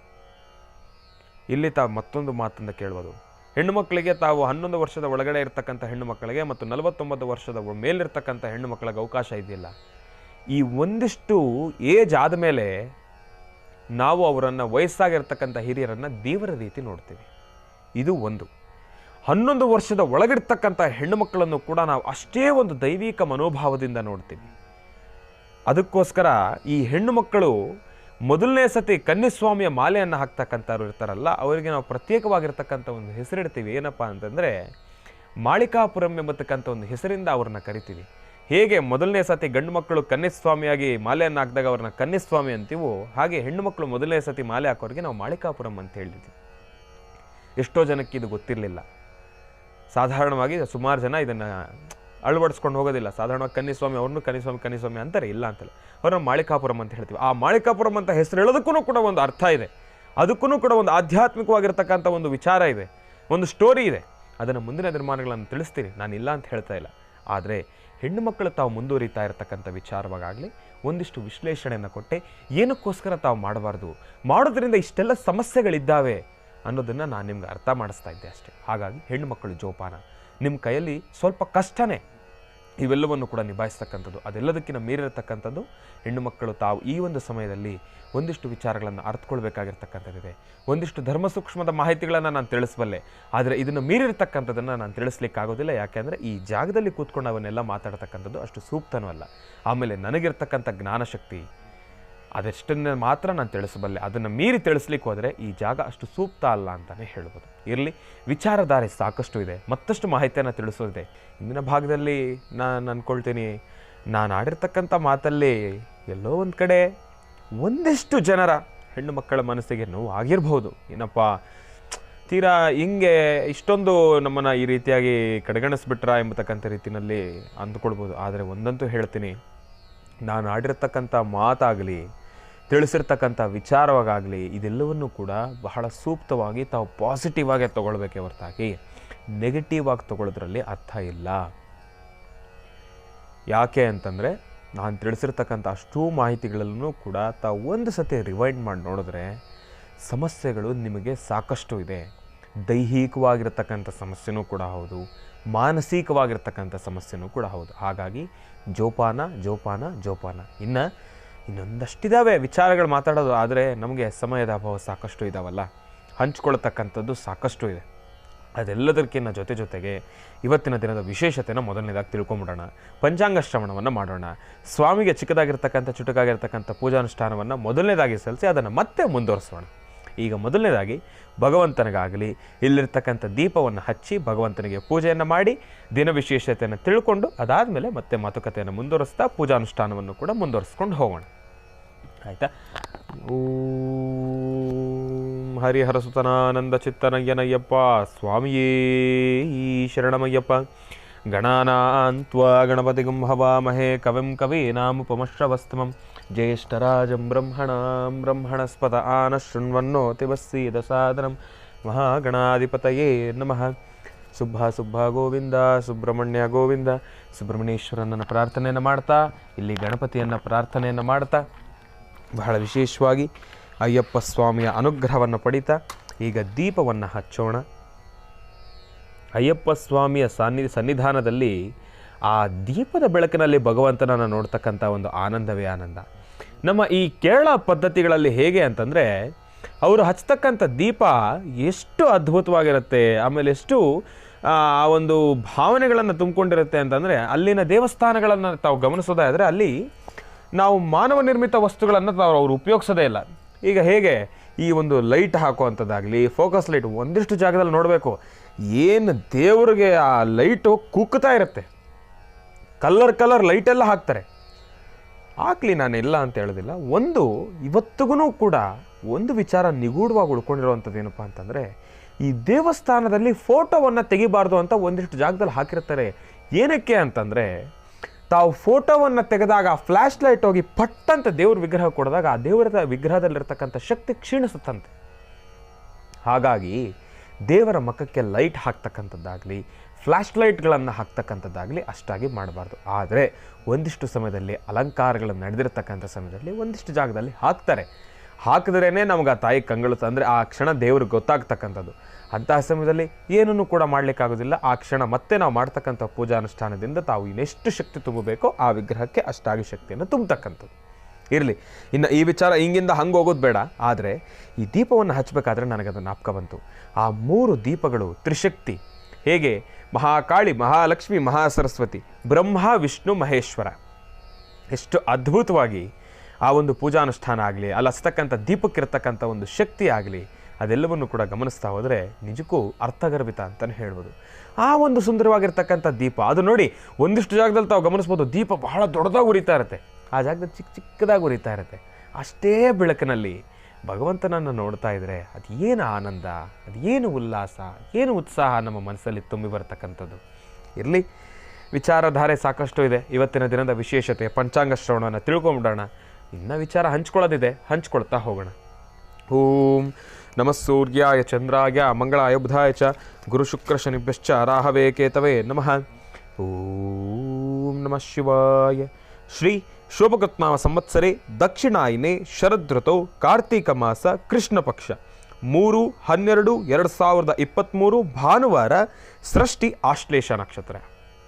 ಇವತ್ತಿನ ದಿವಸ ಸೃಷ್ಟಿ ಆಶ್ಲೇಷ ನಕ್ಷತ್ರ ಬಂದಿರತಕ್ಕಂಥದ್ದೇ. ಆಶ್ಲೇಷ ನಕ್ಷತ್ರದಲ್ಲಿ ಜನಿಸಿರ್ತಕ್ಕಂಥವ್ರು ಯಾರೆಲ್ಲ ಇವತ್ತಿನ ದಿವಸ ಹುಟ್ಟುಹಬ್ಬವನ್ನು ಆಚರಣೆಯನ್ನು ಮಾಡ್ಕೊಳ್ತಾ ಇದ್ದೀರಿ, ತಮ್ಮೆಲ್ಲರಿಗೂ ಕೂಡ ವಸುಧೈವ ಕುಟುಂಬಕಂ ಜೀ ಕನ್ನಡದ ವತಿಯಿಂದ, ಮಹರ್ಷಿವಾಣಿ ಕಾರ್ಯಕ್ರಮದ ವತಿಯಿಂದ, ಗುರುಗಳ ಕೃಪಾಶೀರ್ವಾದದಿಂದ, ಅಯ್ಯಪ್ಪ ಸ್ವಾಮಿಯ ಸಂಪೂರ್ಣ ಕೃಪಾಶೀರ್ವಾದದಿಂದ ತಮ್ಮೆಲ್ಲರಿಗೂ ಕೂಡ ಹುಟ್ಟುಹಬ್ಬದ ಶುಭಾಶಯಗಳನ್ನು ತಿಳಿಸ್ತಾ ಇದ್ದೀನಿ. ಆಶ್ಲೇಷ ನಕ್ಷತ್ರದಲ್ಲಿ ಜನಿಸಿದ್ದೇನೆ ಅಂತೇಳಿ ಯಾವುದೇ ರೀತಿ ಭಯಭೀತರಾಗ್ತಕ್ಕಂಥದ್ದು ಬೇಡ. ಅದು ಬಹಳ ಅದ್ಭುತವಾಗಿರ್ತಕ್ಕಂಥ ನಕ್ಷತ್ರ, ಅದರಿಂದ ಯಾವುದೇ ರೀತಿ ಸಮಸ್ಯೆಗಳಿಲ್ಲ. ಒಳ್ಳೆಯದಾಗಲಿ, ಶುಭವಾಗಲಿ. ಇವತ್ತಿನ ದಿನದ ವಿಶೇಷತೆಯನ್ನು ತಿಳ್ಕೊಂಡಿರ್ತಕ್ಕಂಥದ್ದಾಯಿತು. ಇನ್ನು ಅಯ್ಯಪ್ಪ ಸ್ವಾಮಿ ವ್ರತಾನುಷ್ಠಾನದ ಬಗ್ಗೆ ನೋಡಿ ಇಷ್ಟು ಹೊತ್ತಿನವರೆಗೂ ಕೂಡ ಮಾತಾಡ್ತಾ ಇದ್ರಿ. ಈಗ ಒಂದಿಷ್ಟು ಜನಕ್ಕೆ ಇವತ್ತಿಗೂ ಕೂಡ ಹೊಸದಾಗಿ ಮಾಲೆ ಹಾಕಬೇಕು ಅಂದ್ಕೊಂಡಿರೋರಿಗೆ ವ್ರತಾನುಷ್ಠಾನದ ಬಗ್ಗೆ ಅರಿವಿಲ್ಲ. ನಾನು ಹೇಗೆಲ್ಲ ವ್ರತಾನುಷ್ಠಾನವನ್ನು ಮಾಡ್ತೀನಿ ಎಂಬತಕ್ಕಂಥ ವಿಚಾರವಾಗಿ ಸಾಕಷ್ಟು ಜನ ಕೇಳಿದ್ರೆ, ಗುರುಗಳೇ ನೀವು 12 ವರ್ಷದಿಂದ ಮಾಲೆ ಹಾಕ್ತಿದ್ದೀರಲ್ಲ, ನೀವೇನೇನು ವ್ರತಾನುಷ್ಠಾನ ಹೇಗೆ ಮಾಡ್ತೀರಿ? ನೋಡಿ, ನಾನು ಹೇಳುವ ರೀತಿಯಲ್ಲೇ 4 ಗಂಟೆಗೆ ಎದ್ದೇಳ್ತೀನಿ. ಅದರಲ್ಲೂ ಮೊದಲಾದರೆ 4:15 ಒಂದು 5 ಗಂಟೆಗಾದ್ರೂ ಕೂಡ ಮೊದಲು, ಯಾಕಂದರೆ ಆಗ ವಯಸ್ಸು ಚಿಕ್ಕದಲ್ವಾ, ದೇಹ ಹೇಳಿದ ಮಾತು ಕೇಳ್ತಾ ಇರಲಿಲ್ಲ. ಆಮೇಲೆ ಅಷ್ಟಾಗಿ ಜವಾಬ್ದಾರಿ ಇರ್ತಾ ಇರಲಿಲ್ಲ. ಏನಪ್ಪ, ಬೆಳಗ್ಗೆ ಎದ್ದ, ಭಗವಂತನ ಪೂಜೆ ಮಾಡ್ದ, ಪ್ರಸಾದ ತೊಗೊಂಡ, ಆ ಕ್ಷಣ ತೀರ್ಥ ಪ್ರಸಾದ ತೊಗೊಂಡ, ನನ್ನ ಪಾಡಿಗೆ ನಾನು ಆಟ ಆಯಿತು, ಇಲ್ಲ ಓಡಾಟಗಳಾಯಿತು, ಸ್ಕೂಲ್ ಆಯಿತು, ಅದಾಯಿತು, ಇದಾಯಿತು. ಈಗ ನನಗೆ 2 ಜವಾಬ್ದಾರಿ ಇದೆ. ಏನಪ್ಪ, ಒಂದು ಈ ಒಂದು ಕಾಯಕ, ತಾವೆಲ್ಲರೂ ಕೊಟ್ಟಿರತಕ್ಕಂಥ ಒಂದು ಪ್ರೀತಿ ವಿಶ್ವಾಸದ ಜವಾಬ್ದಾರಿಯ ಕಾಯಕ ಇದು. ಇನ್ನು ಶ್ರೀಕ್ಷೇತ್ರ ಆಗಿರತಕ್ಕಂಥದ್ದಿದೆ, ಲೋಕಾರ್ಪಣೆಗೊಂಡಿರ್ತಕ್ಕಂಥ ಸಾಲಿಗ್ರಾಮ ಕ್ಷೇತ್ರ, ಲಕ್ಷ್ಮೀ ಭುವರಸ್ವಾಮಿಯ ಕ್ಷೇತ್ರ, ಅಲ್ಲಿನ ಪೂಜಾನುಷ್ಠಾನದ ಒಂದು ಜವಾಬ್ದಾರಿ, ತಾಯಿಯ ಪೂಜಾನುಷ್ಠಾನದ ಜವಾಬ್ದಾರಿ ನನ್ನ ಮೇಲಿರುವ ಕಾರಣದಿಂದ ನಾನು ಬೆಳಗಿನ ಜಾವ ಬೇಗ ಎದ್ದು ಅದೆಲ್ಲವನ್ನೂ ಕೂಡ ಮುಗಿಸ್ಕೊಂಡು ನಾನು ಇಲ್ಲಿಗೆ ಬರಬೇಕು. ಸೊ ಹಾಗಾಗಿ ನಾನೇನು ಮಾಡ್ತೀನಿ, 4 ಗಂಟೆಗೆ ಎದ್ದೇಳ್ತೀನಿ. 4 ಗಂಟೆಗೆ ಎದ್ದವನೇ ಸೀದಾ ನಮ್ಮ ಆಶ್ರಮದಲ್ಲಿ ಒಂದು ಬಾವಿ ಇದೆ. ಬಹಳ ವಿಶೇಷವಾಗಿ ಈಶಾನ್ಯ ಮೂಲೆಯಲ್ಲಿ ಒಂದು ಬಾವಿ ಇರತಕ್ಕಂಥದ್ದಿದೆ. ನಾರ್ತ್ ಈಸ್ಟ್ ಕಾರ್ನರಲ್ಲಿದೆ ಒಂದು ಬಾವಿ ಇದೆ. ಆ ಬಾವಿ ಹತ್ರ ಬಾವಿಯಲ್ಲಿ ನೀರಿರತಕ್ಕಂಥ ಕಾರಣದಿಂದ ಆ ಬೆಳಗಿನ ಜಾವ ಮಂಜಿನ ಸಮಯದಲ್ಲಿ ನೀರು ಹೇಗಿರುತ್ತೆ ತಮ್ಮೆಲ್ಲರಿಗೂ ಕೂಡ ಗೊತ್ತು, ಬಾವಿಯ ನೀರು ಎಷ್ಟು ತಣ್ಣವಾಗಿರುತ್ತೆ ಅಂತ. ಹಾಗಾಗಿ ಆ ಒಂದು ಜಾಗಕ್ಕೆ ಹೋಗಿ ನಾನು ರೂಮಿಂದ ಬಾವಿಗೆ ಹೋಗೋ ಅಷ್ಟರಲ್ಲಿ ಅರ್ಧ ದೇಹ ನಡ್ಕಸಾಕ್ಬಿಟ್ಟಿರುತ್ತೆ. ಇನ್ನು ಅಲ್ಲಿ ಆ ನೀರನ್ನು ಮುಟ್ಟಿ ಅದನ್ನು ಮೈ ಮೇಲೆ ಹಾಕ್ಕೊಳ್ಳೋದಕ್ಕೆ ನನಗೊಂದು 15 ನಿಮಿಷ ಸಮಯ ಬೇಕು.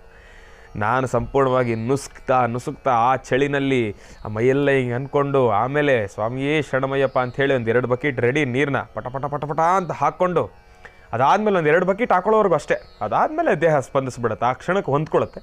ಅದಾದಮೇಲೆ ನೀಟಾಗಿ ಕಡಲೆ ಹಿಟ್ಟಿನಿಂದ ದೇಹವನ್ನೆಲ್ಲವನ್ನು ಕೂಡ ಉಜ್ಜಿಕೊಂಡು ಶುದ್ಧಿಪಡಿಸ್ಕೊಂಡು ತಲೆಗೆ ನೀಟಾಗಿ ಸೀಗೆಕಾಯನ್ನು ಹಾಕಿ ನಾನು ಸ್ನಾನವನ್ನು ಮಾಡ್ತೇನೆ.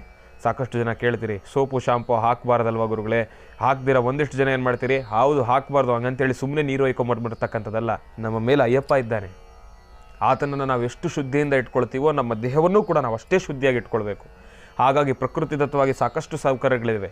ಕಡಲೆ ಹಿಟ್ಟು ಹಾಕೊಂಡು ಮೈಯೂಜ್ಗಳೇ ಯಾಕೆ ನೋಡಿ, ಇವತ್ತಿನ ದಿವಸ ಏನು ಸ್ಕಿನ್ಗೆ ಏನಾಗಿದೆ, ಇನ್ನೂ ಅದ್ಭುತ.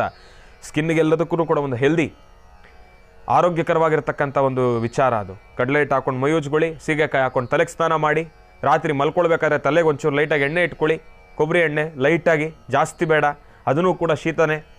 ತಣುವೇರಿಸ್ಬಿಡುತ್ತೆ ದೇಹನ. ಹಾಗಾಗಿ ಈ ರೀತಿಯಾಗಿರ್ತಕ್ಕಂಥದ್ದು. ಅದಾದ ಮೇಲೆ ಪೂಜಾನುಷ್ಠಾನ ಎಲ್ಲ ಮುಗಿದ ಮೇಲೆ ಇಲ್ಲಿ ಎಲ್ಲ ಕೆಲಸಗಳನ್ನು ಮುಗಿಸ್ಕೊಂಡು ಮಧ್ಯಾಹ್ನ ಮನೆಗೆ ಹೋಗಿ ನೀಟಾಗಿ ಕೈಕಾಲು ಮುಖ ತೊಳ್ಕೊಂಡು ನಾನು ಏನು ಊಟ ಪ್ರಸಾದ ಬೇಕೋ ಅದೆಲ್ಲವನ್ನು ಕೂಡ ರೆಡಿ ಮಾಡಿಕೊಂಡು ಪ್ರಸಾದ ಆದಮೇಲೆ ಮತ್ತೆ ದೇವಸ್ಥಾನದ ಸುತ್ತಮುತ್ತ ಎಲ್ಲ ಓಡಾಡಿಕೊಂಡು ಸಂಜೆ ಮತ್ತೆ ಸೂರ್ಯಾಸ್ತ ಆದಮೇಲೆ ಸಂಪೂರ್ಣವಾಗಿ ಕತ್ತಲಾದಮೇಲೆ ಸ್ನಾನ ಮಾಡಿಕೊಂಡು ಭಗವಂತನ ಭಜನೆ ಮಾಡಿ ಮತ್ತು ಸಂಜೆ ಆ ಕ್ಷಣದ ಫಲಹಾರ ಏನಾದರೂ ಒಂಚೂರು ಮಾಡಿಕೊಂಡು ಅದಾದಮೇಲೆ ಭಗವಂತನಿಗೆ ಹರಿವರಾಸನ ಮಾಡಿ ನಮ್ಮ ಪಾಡನ್ನು ಮುಂದೆ ರೆಸ್ಟ್.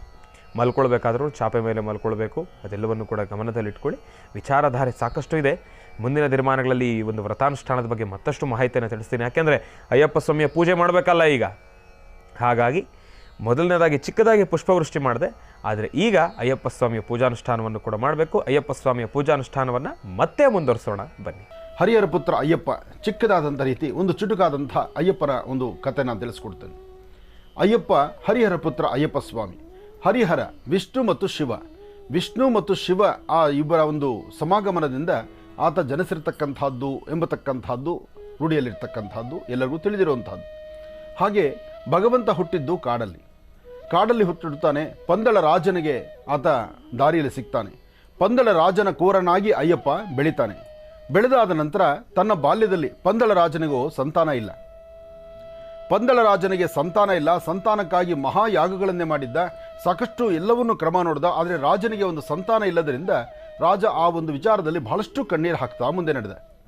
ಕಾಲಕ್ರಮೇಣ ಅಯ್ಯಪ್ಪ ಅಲ್ಲಿ ಶಬರಿಮಲೆಯಲ್ಲಿ ಅಂದರೆ ಆ ಅಯ್ಯಪ್ಪ ಪಂದಳ ರಾಜನಾಗಿರ್ತಕ್ಕಂಥ ಆ ಪಂದಳ ರಾಜನಿಗೆ ಅಯ್ಯಪ್ಪ ಕಾಡಲ್ಲಿ ಮಣಿಕಂಠನಾಗಿ ಸಿಗ್ತಾನೆ. ಸ್ವಾಮಿ ಅವತಾರ ತಾಳಿದ ಮರುಕ್ಷಣವೇ ಸ್ವಾಮಿಯ ರಕ್ಷಣೆಗಾಗಿ ಒಂದು ನಾಗ, ಜೊತೆಗೆ ವಿಶೇಷವಾಗಿರ್ತಕ್ಕಂಥ ದೂರದಲ್ಲಿ ಒಂದು ಸಿಂಹ ಅಥವಾ ಹುಲಿ, ಆ ಹುಲಿ ಸಹಿತ ಅದನ್ನು ಕಾವಲು ಕಾಯ್ತಿರುತ್ತೆ. ಆದರೆ ವ್ಯಾಘ್ರದ ಆ ಸೌಂಡನ್ನು, ವ್ಯಾಘ್ರದ ಒಂದು ಸ್ವರವನ್ನು ಆಲಿಸಿ ರಾಜ ಇಲ್ಲೆಲ್ಲೋ ಒಂದು ಹುಲಿ ಇದ್ದಂಗಿದೆಯಲ್ಲ ಅಂಥೇಳಿ ಯೋಚನೆ ಮಾಡ್ತಾನೆ. ಅದೇ ಕ್ಷಣದಲ್ಲಿ ಆ ಮಗು ಅಳೋದನ್ನು ಸಹಿತ ನೋಡ್ತಾನೆ. ಹರಿಹರ ಪುತ್ರ ಅಯ್ಯಪ್ಪನ ಸುಂದರವಾದಂತಹ ಮಧುರ ಕಂಠ ಅಳುವಿನ ಕೂಗನ್ನು ಆಲಿಸಿ ರಾಜ ಆ ಪ್ರಾಂತ್ಯಕ್ಕೆ ಬರ್ತಾನೆ. ಆಗ ನೋಡಿದ್ರೆ ಆ ಸುಂದರವಾದಂತಹ ದಟ್ಟವಾದಂತಹ ಅರಣ್ಯದ ಮಧ್ಯದಲ್ಲಿ ಅಯ್ಯಪ್ಪ ಚಿಕ್ಕ ಮಗು, ಆ ಮಗು ಆ ಕಾಡಲ್ಲಿ ಮಲಗಿರ್ತಕ್ಕಂಥದ್ದನ್ನು, ಅದರಲ್ಲೂ ಕುತ್ತಿಗೆಯಲ್ಲಿ ಒಂದು ಚಿಕ್ಕದಾದಂತಹ ಗಂಟೆ ಇರತಕ್ಕಂತಹ ಮಣಿಕಂಠನಾಗಿ ನೋಡ್ತಾನೆ. ಮಣಿಕಂಠನಾಗಿ ನೋಡಿರ್ತಕ್ಕಂಥ ಆ ಸುಂದರ ಕ್ಷಣವನ್ನು ಸುತ್ತಮುತ್ತ ಪ್ರಾಂತ್ಯ ಎಲ್ಲವನ್ನೂ ಹುಡುಕ್ತಾನೆ. ಯಾರೂ ಇರೋದಿಲ್ಲ. ಯಾರಿದ್ದೀರಿ? ಈ ಮಗು ಯಾರ್ದು ಈ ಮಗು? ಯಾರಿಗೆ ಜನಿಸಿರ್ತಕ್ಕಂತಹ ಈ ಮಗು? ಎಲ್ಲವನ್ನೂ ನೋಡ್ತಾನೆ. ಆದರೆ ನೋಡುವ ಪ್ರತಿ ಕ್ಷಣದಲ್ಲೂ ಸಹಿತ ರಾಜ ನನಗೆ ಸಿಕ್ಕಂತಹ ಒಂದು ವರದಾನ ಅಂತ ಮನಸ್ಸಲ್ಲಿ ತೀರ್ಮಾನ ಮಾಡಿ ಈ ಮಗು ನಾನು ಯಾರಿಗಾದ್ರೂ ಕೊಡಬೇಕಾ, ಇದು ನಾನೇ ನನ್ನ ಆಸ್ಥಾನಕ್ಕೆ ತೆಗೆದುಕೊಂಡು ಹೋಗ್ಬೇಕಾ, ಈ ಮಗುನ ಸುಧಾರಣೆ ಮಾಡಬೇಕಾ, ಇವೆಲ್ಲ ಚಿಂತನೆ ಬರ್ತಿರುತ್ತೆ. ಆದರೂ ಇನ್ನೊಬ್ಬರ ಮಗುವನ್ನು ಮನೆಗೆ ತರೋದಾದ್ರೂ ಹೇಗೆ ಎಂಬತಕ್ಕಂಥ ಚಿಂತನೆಯೂ ಮನಸ್ಸಲ್ಲಿರುತ್ತೆ. ಆದರೆ ಒಳಗಡೆ ಆ ಮಾತೃವಾತ್ಸಲ್ಯ ಎಂಬತಕ್ಕಂಥದ್ದು ಅಥವಾ ನನಗೊಂದು ಮಗು ಸಿಕ್ತಲ್ಲ ಅನ್ನೋ ಸಂತೋಷದಿಂದ ಯಾರಿಗಾದ್ರೂ ಕೊಡಬೇಕಾ ಅಥವಾ ಆ ಮಗುನ ನಾವೇ ತರಬೇಕಾ, ಈ ಚಿಂತನೆ ಮಾಡ್ತಾನೆ.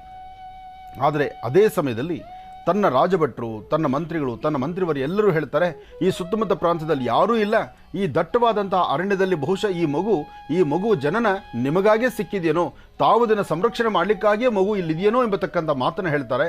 ಆಗ ಪುಟ್ಟ ಕಂದಮ್ಮನ್ನು, ಬಾಲ ಮಣಿಕಂಠನ ಆ ವಿಶೇಷವಾದಂಥ ಕಂದಮ್ಮನ್ನು ರಾಜ ತನ್ನ ಆಸ್ಥಾನಕ್ಕೆ ತೆಗೆದುಕೊಂಡು ಹೋಗ್ತಾನೆ. ಆಸ್ಥಾನಕ್ಕೆ ಆ ಮಣಿಕಂಠ ಮಗುವನ್ನು ತೆಗೆದುಕೊಂಡು ಹೋಗಿ ತನ್ನ ಅರ್ಧಾಂಗಿಗೆ ಈ ವಿಚಾರವೆಲ್ಲವನ್ನು ಸವಿಸ್ತಾರವಾಗಿ ತಿಳಿಸಿ, ಅಂದಿನಿಂದ ರಾಜ್ಯದ ವಿಶೇಷವಾಗಿರ್ತಕ್ಕಂಥ ಪಂದಳ ರಾಜ್ಯದಲ್ಲಿ ಅಯ್ಯಪ್ಪ ನಿರಂತರವಾದಂಥ ರೀತಿ ಆನಂದದಿಂದ ಬೆಳೀಲಿಕ್ಕೆ ಶುರುವಾಗ್ತಾನೆ. ಆ ಕುಟುಂಬಕ್ಕೆ ಒಂದು ಸಂತಾನ ಇರಲಿಲ್ಲ. ಆದರೆ ಅಯ್ಯಪ್ಪ ಬಂದಾದ ನಂತರ ಆ ಕುಟುಂಬಕ್ಕೂ ಒಂದು ಮಗು ಜನನ ಆಯಿತು. ಅಂದರೆ ರಾಜರ ಕುಟುಂಬಕ್ಕೂ ಒಂದು ಮಗು ಜನನ ಆಯಿತು. ರಾಜರ ಕುಟುಂಬಕ್ಕೆ ಒಂದು ಮಗು ಜನನ ಆಯಿತು. ಇತ್ತ ಅಯ್ಯಪ್ಪನ ಜವಾಬ್ದಾರಿ ಕಾಯಕಕ್ಕೂ ಹತ್ತಿರ ಸಮಯ ಬಂದಾಯಿತು. ಯಾತಕ್ಕಾಗಿ ಅಯ್ಯಪ್ಪನ ಜನನವಾಗಿತ್ತೋ ಅದು ಎಲ್ಲರೂ ಸಹಿತ ತಿಳಿಸುವಂಥ ಕ್ರಮ ಆಯಿತು. ಹಾಗಾಗಿ ಮಹಿಷಿ ಮರ್ದನ ಅಂತಕ್ಕಂಥ ಅಯ್ಯಪ್ಪ ವಿಶೇಷವಾಗಿರ್ತಕ್ಕಂಥ ರೀತಿ ತನ್ನ ಕಾಯಕಕ್ಕೆ ಮುಂದಾಗಬೇಕಾದ್ರೆ ಅಲ್ಲೊಂದು ಕಾರಣೀಭೂತನಾಗಿ ಅಲ್ಲಿರ್ತಕ್ಕಂಥ ಮಂತ್ರಿವರ್ಯ ತನ್ನ ತಾಯಿ ಅಂದರೆ ರಾಜಮಾತೆಗೆ ಹೇಳಕ್ಕೆ ಶುರು ಮಾಡ್ತಾನೆ. ಮುಂದಿನ ದಿನಗಳಲ್ಲಿ ರಾಜ ಅಯ್ಯಪ್ಪನಿಗೆ ಏನಾದರೂ ಒಂದು ಪಟ್ಟಾಭಿಷೇಕವಂತ ಮಾಡಿಬಿಟ್ರೆ, ಈ ರಾಜ್ಯಕ್ಕೆ ರಾಜಕುಮಾರನಾಗಿ ಮಾಡಿಬಿಟ್ರೆ ನಿನ್ನ ಹೊಟ್ಟೆಲಿಟ್ಟಿರ್ತಕ್ಕಂಥ ಮಗುವಿನ ಗತಿ ಏನು ಎಂಬತಕ್ಕಂಥ ಒಂದು ಸಣ್ಣದಾದಂಥ ಮಾತನ್ನು ಕಿವಿಗೆ ಬಿಡ್ತಾನೆ. ಆಗ ಎಷ್ಟೇ ಆದರೂ ಯಾವುದೇ ಒಬ್ಬ ತಾಯಿ ಆದರೂ ತನ್ನ ಮಗುವಿಗೆ ಒಂದು ಆಸ್ಥಾನ ಸಿಗಬೇಕು ಅಂತ ಅಪೇಕ್ಷೆ ಪಡ್ತಾಳೆ ವಿನಃ ಅದು ಮತ್ತೊಬ್ಬರು ಬಿಟ್ಕೊಡೋದಕ್ಕೆ ಯಾವ ತಾಯಿಯೂ ಒಪ್ಪೋದಿಲ್ಲ. ಹಾಗೆ ತಾಯಿ ತನ್ನ ಸ್ವಾರ್ಥತೆಯಿಂದ ಆಲೋಚನೆ ಮಾಡೋದು ಒಂದಾದರೆ, ಅಯ್ಯಪ್ಪ ಏನಕ್ಕಾಗಿ ರಾಜ್ಯಕ್ಕೆ, ದೇಶಕ್ಕೆ ಅಥವಾ ಈ ಭೂಮಿ ಮೇಲೆ ಕಾಲಿಟ್ಟಿದ್ದಾನೆ, ಅಯ್ಯಪ್ಪನ ಜನನ ಏನಕ್ಕಾಗಿದೆ, ಅದು ಅಲ್ಲಿ ಪ್ರಾರಂಭವಾಗುತ್ತೆ. ಹಾಗಾಗಿ ಅಯ್ಯಪ್ಪ ಆ ತಾಯಿ ಅಂದರೆ ಅಯ್ಯಪ್ಪನ ಆ ವಿಶೇಷವಾಗಿರ್ತಕ್ಕಂಥ ಹರಿಹರ ಪುತ್ರ ಅಯ್ಯಪ್ಪ ಸ್ವಾಮಿಯ ಜನನ ಒಂದು ಪೂರ್ವ ಇತಿಹಾಸ ಹೀಗಿರೋದ್ರಿಂದ ಅಯ್ಯಪ್ಪ ಕಾಡಿಗೆ ಹೋಗಬೇಕಾಗತ್ತೆ, ಹುಲಿ ಹಾಲನ್ನು ತರಬೇಕಾಗತ್ತೆ, ಆ ತಂದಂಥ ಹುಲಿ ಹಾಲನ್ನು ತನ್ನ ತಾಯಿಗೆ ಅರ್ಪಣೆ ಮಾಡಬೇಕಾಗತ್ತೆ. ಆದರೆ ಎಲ್ಲವೂ ನಾಟಕದಂತೆ ನಡೆದು ಹೋಗುತ್ತೆ. ಏನೇ ಆದರೂ ಅಯ್ಯಪ್ಪ ಕಾಡಿಗೆ ಹೋಗ್ತಾನೆ, ಅಲ್ಲಿ ಸಂಹಾರದ ಕಾರ್ಯಕ್ರಮ ನಡೆಸ್ತಾನೆ. ಅದಾದ ನಂತರ ಹುಲಿಯನ್ನು ಮನೆಗೆ ಕರ್ಕೊಂಡು ಬರ್ತಾನೆ, ತನ್ನ ಆಸ್ಥಾನ ಅರಮನೆ ಕರ್ಕೊಂಡು ಬರ್ತಾನೆ. ಆ ಬಂದಂಥ ದೃಶ್ಯವನ್ನು ನೋಡಿದ ತಕ್ಷಣ ಯಾವಾಗ ಹೊಟ್ಟೆ ನೋವಿಂದ ನರಳುತ್ತಿದ್ದಂಥ ತಾಯಿ ರಾಜಮಾತೆ ನನಗೆ ಹೊಟ್ಟೆ ನೋವೇ ಇಲ್ಲ ಅನ್ನೋ ಮಟ್ಟಕ್ಕೆ ಹೊರಟೋಗ್ತಾನೆ. ನಾನು ಮಾಡಿರ್ತಕ್ಕಂಥ ತಪ್ಪಾಯಿತು ಅಂತ ಕ್ಷಮೆ ಕೇಳ್ತಾಳೆ. ಆದರೆ ಅಲ್ಲಿಗೆ ಸಮಯ ಸಂಪೂರ್ಣವಾಗಿರುತ್ತೆ. ಹರಿಹರ ಪುತ್ರ ಅಯ್ಯಪ್ಪ ಇನ್ನು ಭಕ್ತರನ್ನ ಹರಿಸ್ಲಿಕ್ಕಾಗಿ ಆ ಒಂದು ವಿಶೇಷವಾಗಿರ್ತಕ್ಕಂಥ ಶರಂಗುತ್ತಿ, ಪಂದಳ ಮತ್ತು ವಿಶೇಷವಾಗಿರ್ತಕ್ಕಂಥ ಶಬರಿಮಲೆಯತ್ತ ತನ್ನ ಪಯಣವನ್ನು ಬೆಳೆಸಬೇಕಾಗತ್ತೆ. ಶಬರಿಮಲೆಯತ್ತ ಪಯಣವನ್ನು ಬೆಳೆಸಬೇಕಾದಂಥ ಶುಭ ಮುಹೂರ್ತ ರಾಜ ಇನ್ನಿಲ್ಲದಂಗೆ ಕೇಳ್ತಾನೆ, ಅಯ್ಯ ನೀನು ನನ್ನ ಒಂದು ಆಸ್ಥಾನದಲ್ಲಿದ್ದು ಇಲ್ಲಿ ಪಟ್ಟಾಭಿಷೇಕವನ್ನು ನಡೆಸಿಕೊಂಡು ಈ ರಾಜಕುವರನಾಗಿ ನನ್ನ ಇಲ್ಲಿ ಈ ಒಂದು ರಾಜ್ಯವನ್ನು ನಡೆಸಬೇಕು ಅಂತ. ತಂದೆ, ನಾನು ಬಂದಿರತಕ್ಕಂತಹದ್ದು ನನ್ನ ಕಾಯಕ ಕೆಲಸ ಮುಗೀತು. ಇನ್ನು ನನ್ನ ಜವಾಬ್ದಾರಿ ಭಕ್ತರನ್ನ ಹರಿಸ್ತಕ್ಕಂಥದ್ದು, ಆಶೀರ್ವಾದ ಮಾಡ್ತಕ್ಕಂಥದ್ದು. ಚಿನ್ಮುದ್ರೆಯಲ್ಲಿ ಕೂದು ನಾನು ಬರ್ತಕ್ಕಂಥ ಭಕ್ತನ ಹರಿಸಬೇಕಾದ್ರಿಂದ ನನ್ನನ್ನು ಇನ್ನು ನೀನು ಕಳಿಸ್ಕೊಡು ಸಂತೋಷವಾಗಿ ಅಂತ ಹೇಳ್ತಾನೆ. ಆದರೂ ನಾನು ನಿನ್ನ ನೋಡಬೇಕು, ನಿನ್ನ ನೋಡಿದ್ರೆ ನಾನು ಇರಲಿಕ್ಕಾಗಲ್ಲ. ನನ್ನ ಇಡೀ ಆಸ್ಥಾನ, ಈ ರಾಜಮನೆತನ ಎಲ್ಲವೂ ಸಹಿತ ಕತ್ತಲಲ್ಲಿದ್ದಾಗ ನಂದಾದೀಪದಂತೆ ಬಂದು ಎಲ್ಲರ ಮನಸ್ಸನ್ನು ಗೆದ್ದು ಎಲ್ಲರನ್ನೂ ಸಂತೋಷಪಡಿಸಿದ್ಯಾ, ಜೊತೆಗೆ ನನಗೊಂದು ಪುತ್ರ ಸಂತಾನವಾಗುವಂಥ ರೀತಿ ಅನುಗ್ರಹಿಸಿದ್ಯಾ. ಇಷ್ಟೆಲ್ಲ ಇರಬೇಕಾದ್ರೆ ನಿನ್ನನ್ನು ನಾನು ಮರೆತು ಹೇಗಿರೋದು, ನೀನು ಎಲ್ಲೋ ಹೋಗಿ ಕೂತ್ಕೊಳ್ತೀನಿ ಅಂದರೆ ನಾನು ಹೇಗಿರೋದು ಅಂತಾನೆ. ಆಗ ಅಯ್ಯಪ್ಪ ಸ್ವಾಮಿ ತನ್ನ ಬಿಲ್ಲು ಬಾಣದಿಂದ ವಿಶೇಷವಾದಂಥ ರೀತಿ, ನಾನೊಂದು ಬಿಲ್ಲು ಬಾಣದಲ್ಲಿ ಬಾಣವನ್ನು ಬಿಡ್ತೇನೆ, ಆ ಬಾಣ ಎಲ್ಲಿ ಹೋಗಿ ಕೂತ್ಕೊಳ್ಳುತ್ತೋ ಆ ಸಾನ್ನಿಧ್ಯದಲ್ಲಿ 18 ಮೆಟ್ಲುಗಳನ್ನು ಕಟ್ಟಿಸಿ ಅದಕ್ಕೆ ಜೊತೆಗೆ ಮೇಲ್ಭಾಗದಲ್ಲಿ ಒಂದು ಅಯ್ಯಪ್ಪರ ನನ್ನೊಂದು ದೇವಸ್ಥಾನ ಮಾಡಿದ್ರೆ ಆ ದೇವಸ್ಥಾನದಲ್ಲಿ ನಾನು ಪ್ರತಿಷ್ಠಾಪನೆ ಆಗ್ತೀನಿ. ಆ ಪ್ರತಿಷ್ಠಾಪನೆ ಮಾಡುವಂಥವರು ಸಹಿತ ಇದೇ ಮಾರ್ಗದಲ್ಲಿ ಪರಶುರಾಮರು ಬರ್ತಾರೆ. ಪರಶುರಾಮ ಬಂದು ಆತನ ಸ್ವಹಸ್ತದಿಂದಲೇ ಅಂದರೆ ಪರಶುರಾಮನ ಹಸ್ತದಿಂದ ನಾನು ಪ್ರತಿಷ್ಠಾಪನೆಗೊಳ್ತೀನಿ. ಅದಾದ ನಂತರ ನಾನು ಭಕ್ತರನ್ನು ಹರಿಸ್ತೀನಿ, ಆಶೀರ್ವದಿಸ್ತೀನಿ. ಆದರೆ ವರ್ಷಕ್ಕೊಂದಾವರ್ತಿ ನೀನು ನನಗಾಗಿ ಮಾಡಿಸಿರ್ತಕ್ಕಂತಹ ಒಡವೆಗಳೇನಿದೆ, ನನ್ನ ಆಸ್ಥಾನಕ್ಕೆ ನನಗಾಗಿ ಮಾಡಿಸಿರ್ತಕ್ಕಂಥ ಒಡವೆಗಳನ್ನು ನಿನ್ನ ಆಸ್ಥಾನದಿಂದ, ನಿನ್ನ ರಾಜಮನೆತನದಿಂದ ಒಡವೆಗಳನ್ನು ತಂದು ನನಗೆ ಅಲಂಕಾರ ಮಾಡಿ ಶುಭ ಸಂಧ್ಯಾಕಾಲ ಸಂಜೆ 6 ಗಂಟೆ 2 ನಿಮಿಷಕ್ಕೆ ನಾನು ಪ್ರತಿ ವರ್ಷ ಸಹಿತ ಜ್ಯೋತಿಯ ರೂಪದಲ್ಲಿ ನಾನು ಕಾಣಿಸ್ಕೊಳ್ತೇನೆ. ಬರ್ತಕ್ಕಂಥ ಭಕ್ತರನ್ನ ಹರಿಸ್ತೀನಿ, ನಿನ್ನ ಕುಟುಂಬವನ್ನು, ನಿನ್ನ ಪರಿವಾರವನ್ನು ನಾನು ಸಂರಕ್ಷಣೆ ಮಾಡ್ತೀನಿ ಅಂತ ಹೇಳಿ ಅಯ್ಯಪ್ಪ ಅಂದು ರಾಜನಿಗೆ ಮಾತು ಕೊಟ್ಟು ತಾನು ಕಾಡಿನತ್ತ ನಡೀತಾನೆ. ಹಾಗೆ ಅಂತಹ ಒಂದು ದಟ್ಟವಾದಂತಹ ಅರಣ್ಯದಲ್ಲಿ ಹರಿಹರ ಪುತ್ರ ಅಯ್ಯಪ್ಪ ಸ್ವಾಮಿ ಕಾಡಿಗೆ ಬಂದು ತಾನು ಹೇಳಿರೋ ಪ್ರಕಾರ ಎಲ್ಲಿ ದೇವಾಲಯ ಸಿದ್ಧಿಯಾಗಿರುತ್ತೋ ಆ ಸಿದ್ಧಿಯಾದಂಥ ಆಲಯದಲ್ಲಿ ಸ್ವಾಮಿ ಪ್ರತಿಷ್ಠಾಪನೆಗೊಳ್ತಾನೆ. ಅಂದು ಹರಿಹರ ಪುತ್ರ ಅಯ್ಯಪ್ಪ ಸ್ವಾಮಿಯ ಸಂಪೂರ್ಣ ಅನುಗ್ರಹ ಅಂದಿನಿಂದ ಇಂದಿನವರೆಗೂ ಜನಸಾಗರವೋ ಸಾಗರ. ಸ್ವಾಮಿಯೇ ಸ್ವಾಮಿಯೇ ಸ್ವಾಮಿಯೇ ಸ್ವಾಮಿಯೇ ಸ್ವಾಮಿಯೇ. ಅಯ್ಯಪ್ಪನ ಪೂಜಾನುಷ್ಠಾನ ಜೊತೆಗೆ ಈ ಒಂದು ವಿಶೇಷವಾಗಿರ್ತಕ್ಕಂಥ ಸಾನ್ನಿಧ್ಯದಲ್ಲಿ ನಡೀತಿರ್ತಕ್ಕಂಥ ಮಹರ್ಷಿವಾಣಿ ಕಾರ್ಯಕ್ರಮದಲ್ಲೂ ಹರಿಹರ ಪುತ್ರ ಅಯ್ಯಪ್ಪ ಸ್ವಾಮಿಯ ವೈಭವೀಪೂರಿತವಾಗಿರ್ತಕ್ಕಂಥ ಅಲಂಕಾರ, ಪೂಜೆ, ಇದು ನನಗೆ ಇವತ್ತು ಅನ್ನಿಸ್ತಾ ಇದೆ, ಸಮಯ 1-2 ಗಂಟೆ ಹೆಚ್ಚಾಗಿ ಕೊಟ್ಟಿದ್ರೆ ಇನ್ನಷ್ಟು ಸಮಾಧಾನವಾಗಿ ನಿಧಾನಕ್ಕೆ ಪೂಜೆ ಮಾಡ್ಬೋದಾಗಿತ್ತಲ್ಲ ಅಂತ. ಆದರೆ ಏನು ಮಾಡೋದು, ಎಲ್ಲವೂ ಪೂರ್ವ ನಿಯೋಜಿತವಾಗಿರ್ತಕ್ಕಂಥ ವ್ಯವಸ್ಥೆ ಇರೋದ್ರಿಂದ ಏನೂ ನಮಗೆ ಸಮಯ ಮುಂದಕ್ಕೆ ಹೋಗ್ಲಿಕ್ಕೆ ಆಗೋದಿಲ್ಲ. ಆದರೆ ಒಂದು ಸಂತೋಷದ ವಿಚಾರ ಏನಂದರೆ, ನಮಗೆ ಸಿಕ್ಕಂಥ ಈ ಸುಂದರವಾದ ಕಾಲಾವಕಾಶದಲ್ಲಿ ಹರಿಹರ ಪುತ್ರ ಅಯ್ಯಪ್ಪ ಸ್ವಾಮಿಗೊಂದು ಅಭಿಷೇಕವನ್ನು ಮಾಡಿ ಸ್ವಾಮಿಯ ಅನುಗ್ರಹಕ್ಕೆ ನಾವೆಲ್ಲರೂ ಪಾತ್ರರಾಗೋಣ. ಇವತ್ತು ಅಯ್ಯಪ್ಪನ ವಿಶೇಷವಾದಂಥ ಮಹಾಮಂಗಳಾರತಿ ಸಮಯದಲ್ಲಿ ತಾವು ಮಂಗಳಾರತಿಯನ್ನು ಮಾಡಿ, ಸಾಧ್ಯವಾದರೆ ಮಂಗಳಾರತಿ ಮಾಡಿ, ಆ ಮಂಗಳಾರತಿ ಮಾಡೋ ಕಾಲ ನಿಮ್ಮನೇಲಿ ಒಬ್ಬರು ಫೋಟೋ ತೆಗೆದು ನಮ್ಮ ಜೀ ಕನ್ನಡ ಪೇಜ್ಗೆ ಹಾಕಿ, ಅಥವಾ ನಮ್ಮ ನಂಬರ್ಗಳು ನಿಮಗೆ ಯಾರಾದರೂ ಗೊತ್ತಿದ್ದರೆ ಆ ನಂಬರ್ ಕಳಿಸಿ. ನೀವು ಮಾಡುವಂಥ, ನೀವು ಮನೆಯಲ್ಲಿ ಅನುಷ್ಠಾನ ಮಾಡಿದ್ದೀರಿ, ನಮ್ಮೊಂದಿಗೆ ನೀವು ಮಾಡಿದ್ದೀರಿ ಅನ್ನೋ ಸಂತೋಷ ನಾವು ಸಂತೋಷ ಪಡ್ತೀವಿ. ಒಳ್ಳೆಯದಾಗಲಿ. ಹರಿಹರ ಪುತ್ರ ಅಯ್ಯಪ್ಪನ ಸಂಪೂರ್ಣ ಅನುಗ್ರಹ ನಾಡಿನ ದೇಶದ ಸಮಸ್ತರ ಮೇಲಿರಲಿ. ಒಳ್ಳೆಯದಾಗಲಿ, ಶುಭವಾಗಲಿ. ನನಗೆ ಅನ್ನಿಸ್ತಾ ಇದೆ ಇನ್ನೂ ಕಥಾಶ್ರವಣದ ಇನ್ನಷ್ಟು ಅಚ್ಚುಕಟ್ಟಾಗಿ ತಿಳಿಸಬೇಕಾಗಿತ್ತು ನಮ್ಮ ರಾಜ್ಯ ಜನತೆಗೆ ಅಂತ. ಆದರೂ ಇನ್ನೂ ಅಯ್ಯಪ್ಪನ ಒಂದು ಅನುಕೂಲ, ಇನ್ನೂ ಸಾಕಷ್ಟು ಸಮಯ ಇರೋದ್ರಿಂದ ಅಯ್ಯಪ್ಪನ ವಿಶೇಷವಾದಂಥ ಪೂಜಾನುಷ್ಠಾನ ಇನ್ನೂ ಅದ್ಧೂರಿತ್ವ ಒಂದು ಸತಿ ಮಾಡೋಣ. ಸಾಧ್ಯವಾದರೆ ನಮ್ಮ ಮಹರ್ಷಿ ಮಂದಿರದಲ್ಲೂ ಸಹಿತ ಅಯ್ಯಪ್ಪನ ಪೂಜೆ ಮಾಡೋಣ. ಮಹರ್ಷಿ ಮಂದಿರದ ಪೂಜೆ ನಡೆಯುವಾಗ ಮತ್ತೊಮ್ಮೆ ತಮ್ಮೆಲ್ಲರಿಗೂ ತಿಳಿಸ್ತೀನಿ, ಎಲ್ಲ ಭಕ್ತರು ಸಹಿತ ಆ ಮಹರ್ಷಿ ಮಂದಿರಕ್ಕೆ ಬಂದು ಅಲ್ಲಿ ಅಯ್ಯಪ್ಪನ ಪೂಜೆಯನ್ನು ವಿಶೇಷವಾದ ರೀತಿ ಮಾಡುವಂಥದ್ದು. ಅಯ್ಯಪ್ಪ ಸ್ವಾಮಿ ಮಾಲಾಧಾರಿಗಳನ್ನ ಕರೆಸಿ ಎಲ್ಲ ಸಾಕಷ್ಟು ಜನ ಅಯ್ಯಪ್ಪನ ಭಕ್ತರು ಬರಲಿ. ಅಲ್ಲಿ ನಿತ್ಯ ನಡೀತಕ್ಕಂತಹ ಅನ್ನದಾನಕ್ಕೆ ಏನು ಕೊರತೆ ಇಲ್ಲ. ಅದರ ಮಧ್ಯದಲ್ಲಿ ಪೂಜಾನುಷ್ಠಾನ ಸಮಯನೂ ನಮಗೆ ಅಲ್ಲಿ ಬೇಕಾದಷ್ಟು ಸಿಗುತ್ತೆ. ಎಲ್ಲವನ್ನೂ ಅಚ್ಚುಕಟ್ಟಾಗಿ ಚಿತ್ರೀಕರಿಸಿ ಅದನ್ನು ಒಂದು ಮುಂದೆ ಒಂದು ದಿವಸ ನಮ್ಮ ಮಹರ್ಷಿವಾಣಿ ಕಾರ್ಯಕ್ರಮದಲ್ಲಿ ನಾವು ಹಾಕ್ಬೋದು. ಹೌದು. ಒಳ್ಳೆಯದಾಗಲಿ. ಸ್ವಾಮಿಯೇ ಶರಣಮಯ್ಯಪ್ಪ. ಸ್ವಾಮಿಯೇ ಶರಣಂ ಶರಣ ಪೊನ್ನಯ್ಯಪ್ಪ. ಸ್ವಾಮಿ ಪೊನ್ನಯ್ಯಪ್ಪ ಅಯ್ಯನೇ ಪೊನ್ನಯ್ಯಪ್ಪ. ಸ್ವಾಮಿಯೇ ಶರಣಂ ಶರಣ ಪೊನ್ನಯ್ಯಪ್ಪ. ಸ್ವಾಮಿಯೇ ಶರಣ ಸ್ವಾಮಿಯೇ ಸ್ವಾಮಿಯೇ ಅಯ್ಯಪ್ಪೋ. ಸ್ವಾಮಿಯೇ ಅಯ್ಯಪ್ಪೋ. ಸ್ವಾಮಿಯೇ ಅಯ್ಯಪ್ಪೋ. ಸ್ವಾಮಿಯೇ ಸ್ವಾಮಿಯೇ ಸ್ವಾಮಿಯಪ್ಪ ಅಯ್ಯಪ್ಪ. ಶರಣಮಪ್ಪ ಅಯ್ಯಪ್ಪ. ದೇವಪ್ಪ ಅಯ್ಯಪ್ಪ. ಅಯ್ಯಪ್ಪ ಅಯ್ಯಪ್ಪ ಅಯ್ಯಪ್ಪೋ. ಸ್ವಾಮಿಯೇ ಅಯ್ಯಪ್ಪ ಅಯ್ಯಪ್ಪ ಅಯ್ಯಪ್ಪ ಅಯ್ಯಪ್ಪ ಅಯ್ಯಪ್ಪ ಅಯ್ಯಪ್ಪ ಅಯ್ಯಪ್ಪ ಅಯ್ಯಪ್ಪೋ. ಸ್ವಾಮಿಯೇ ಅಯ್ಯಪ್ಪ ಅಯ್ಯಪ್ಪ ಅಯ್ಯಪ್ಪ ಅಯ್ಯಪ್ಪ ಅಯ್ಯಪ್ಪ ಅಯ್ಯಪ್ಪ ಅಯ್ಯಪ್ಪೋ. ಸ್ವಾಮಿಯೇ ಅಯ್ಯಪ್ಪ ಅಯ್ಯಪ್ಪ ಅಯ್ಯಪ್ಪ ಅಯ್ಯಪ್ಪ ಅಯ್ಯಪ್ಪ ಅಯ್ಯಪ್ಪ ಅಯ್ಯಪ್ಪೋ. ಸ್ವಾಮಿಯೇ ಅಯ್ಯಪ್ಪ ತಿಂದಗ ತೋಂತೋ. ಅಯ್ಯಪ್ಪ ತಿಂದಗ ತೋಂತೋ. ಸ್ವಾಮಿಯೇ ಅಯ್ಯಪ್ಪೋ. ಅಯ್ಯಪ್ಪೋ. ಸ್ವಾಮಿಯೇ ಸ್ವಾಮಿಯೇ ಅಯ್ಯಪ್ಪೋ. ಅಯ್ಯಪ್ಪೋ. ಸ್ವಾಮಿಯೇ ಓಂ ಶ್ರೀ ಸ್ವಾಮಿಯೇ ಶರಣಮಯ್ಯಪ್ಪ. ಸ್ವಾಮಿಯೇ ಶರಣಮಯ್ಯಪ್ಪ. ಸ್ವಾಮಿಯೇ ಶರಣಮಯ್ಯಪ್ಪ. ಸ್ವಾಮಿಯೇ ಶರಣಮಯ್ಯಪ್ಪ. ಸ್ವಾಮಿಯೇ ಶರಣಮಯ್ಯಪ್ಪ. ಸ್ವಾಮಿಯೇ ಶರಣಮಯ್ಯಪ್ಪ. ಸ್ವಾಮಿಯೇ ಅಯ್ಯಪ್ಪೋ. ಅಯ್ಯಪ್ಪೋ. ಸ್ವಾಮಿಯೇ ಅಯ್ಯಪ್ಪೋ. ಸ್ವಾಮಿಯೇ ಸ್ವಾಮಿಯಪ್ಪ ಅಯ್ಯಪ್ಪ. ಶರಣಮಪ್ಪ ಅಯ್ಯಪ್ಪ. ಶರಣಮಪ್ಪ ಅಯ್ಯಪ್ಪ. ಸ್ವಾಮಿಯೇ ಅಯ್ಯಪ್ಪೋ. ಅಯ್ಯಪ್ಪೋ.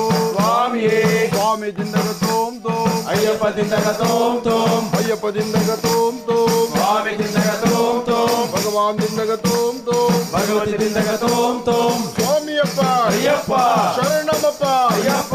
ಶರಣಮಪ್ಪ ಅಯ್ಯಪ್ಪ. ಸ್ವಾಮಿಯೇ ಅಯ್ಯಪ್ಪೋ. ಅಯ್ಯಪ್ಪೋ. ಸ್ವಾಮಿಯೇ ಸ್ವಾಮಿಯಪ್ಪ ಅಯ್ಯಪ್ಪ. ಶರಣಮಪ್ಪ ಅಯ್ಯಪ್ಪ. ಸ್ವಾಮಿಯೇ ಅಯ್ಯಪ್ಪೋ. ಅಯ್ಯಪ್ಪೋ. ಸ್ವಾಮಿಯೇ ಅಯ್ಯಪ್ಪೋ. ಸ್ವಾಮಿಯೇ ಅಯ್ಯಪ್ಪೋ. ಸ್ವಾಮಿಯೇ ಪಂದಳ ರಾಜ ಅಯ್ಯಪ್ಪ. ಪಂದಳ ರಾಜ ಅಯ್ಯಪ್ಪ. ಪಂದಳ ಕುವರ ಅಯ್ಯಪ್ಪ. ಸ್ವಾಮಿಯೇ ಅಯ್ಯಪ್ಪೋ. ಅಯ್ಯಪ್ಪೋ. ಸ್ವಾಮಿಯೇ ಸ್ವಾಮಿ ದಿಂದಗ ತೋಂ ತೋಂ. ಅಯ್ಯಪ್ಪ ತಿಂದಗ ತೋಂ ತೋಂ. ಅಯ್ಯಪ್ಪ ದಿಂದಗ ತೋಂ ತೋಂ. ಸ್ವಾಮಿ ತಿಂದಗ ತೋಂ ತೋಂ. ಭಗವಾನ್ ದಿಂದಗ ತೋಂ ತೋಂ. ಭಗವತಿ ತಿಂದಗ ತೋಂ ತೋಂ. ಸ್ವಾಮಿಯೇ ಅಯ್ಯಪ್ಪೋ. ಸ್ವಾಮಿಯೇ ಅಯ್ಯಪ್ಪೋ. ಸ್ವಾಮಿಯೇ ಶರಣಮಯ್ಯಪ್ಪ. ಸ್ವಾಮಿಯೇ ಶರಣಮಯ್ಯಪ್ಪ. ಭಸ್ಮಾಭಿಷೇಕ ಪ್ರಿಯನೇ ಶರಣಮಯ್ಯಪ್ಪ. ಕನ್ಯಮೂಲ ಗಣಪತಿ ಭಗವಾನೇ ಶರಣಮಯ್ಯಪ್ಪ. ನಯ್ಯಾಭಿಷೇಕ ಪ್ರಿಯನೇ ಶರಣಮಯ್ಯಪ್ಪ. ಸ್ವಾಮಿಯೇ ಶರಣಮಯ್ಯಪ್ಪ. ಸ್ವಾಮಿಯೇ ಶರಣಮಯ್ಯಪ್ಪ. ಸ್ವಾಮಿಯೇ ಶರಣಮಯ್ಯಪ್ಪ. ಓಂ ಹರಿಹರ ಸುತನಾನಂದ ಚಿತ್ತನಯ್ಯನಯ್ಯಪ್ಪ. ಸ್ವಾಮಿಯೇ ಸ್ವಾಮಿಯೇ ಶರಣಮಯ್ಯಪ್ಪ. ಸ್ವಾಮಿಯೇ ಅಯ್ಯಪ್ಪೋ. ಅಯ್ಯಪ್ಪೋ. ಸ್ವಾಮಿಯೇ ಅಯ್ಯಪ್ಪೋ. ಸ್ವಾಮಿಯೇ ಸ್ವಾಮಿಯಪ್ಪ ಅಯ್ಯಪ್ಪ. ಶರಣಮಪ್ಪ ಅಯ್ಯಪ್ಪ. ಶರಣಮಪ್ಪ ಅಯ್ಯಪ್ಪ. ಶರಣಮಪ್ಪ ಅಯ್ಯಪ್ಪ. ಶಬರಿಮಲೆಪ್ಪ ಅಯ್ಯಪ್ಪ. ಸ್ವಾಮಿಯೇ ಅಯ್ಯಪ್ಪ.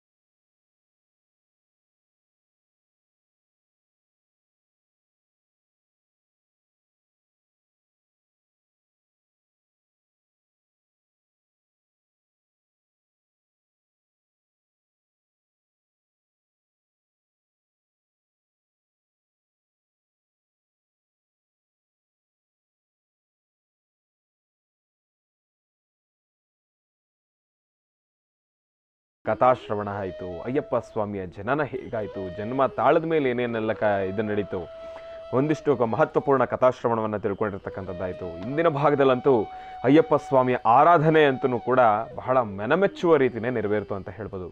ಅಯ್ಯಪ್ಪ ಸ್ವಾಮಿಯ ಅಭಿಷೇಕ, ಆ ಸಮಯದಲ್ಲಿ ಆ ಒಂದು ಭಜನಾ ಕಾರ್ಯಕ್ರಮ, ಭಜನೆಗೆ ಆ ಒಂದು ಪದಕ್ಕೆ ಪದ ಹಾಡತಕ್ಕಂಥದ್ದು, ಆ ಭಗವಂತನನ್ನ ಮನಸ್ಸಿನಲ್ಲಿಯೇ ಕೊಂಡಾಡ್ತಕ್ಕಂಥದ್ದು, ಇದೆಲ್ಲವನ್ನೂ ಕೂಡ ಆ ಕ್ಷಣ ಅನುಭವಿಸ್ತಕ್ಕಂಥ ರೀತಿ ಆ ಪರಿಯೇ ಒಂದು ವಿಶೇಷ ಅಂತ ಹೇಳ್ಬೋದು.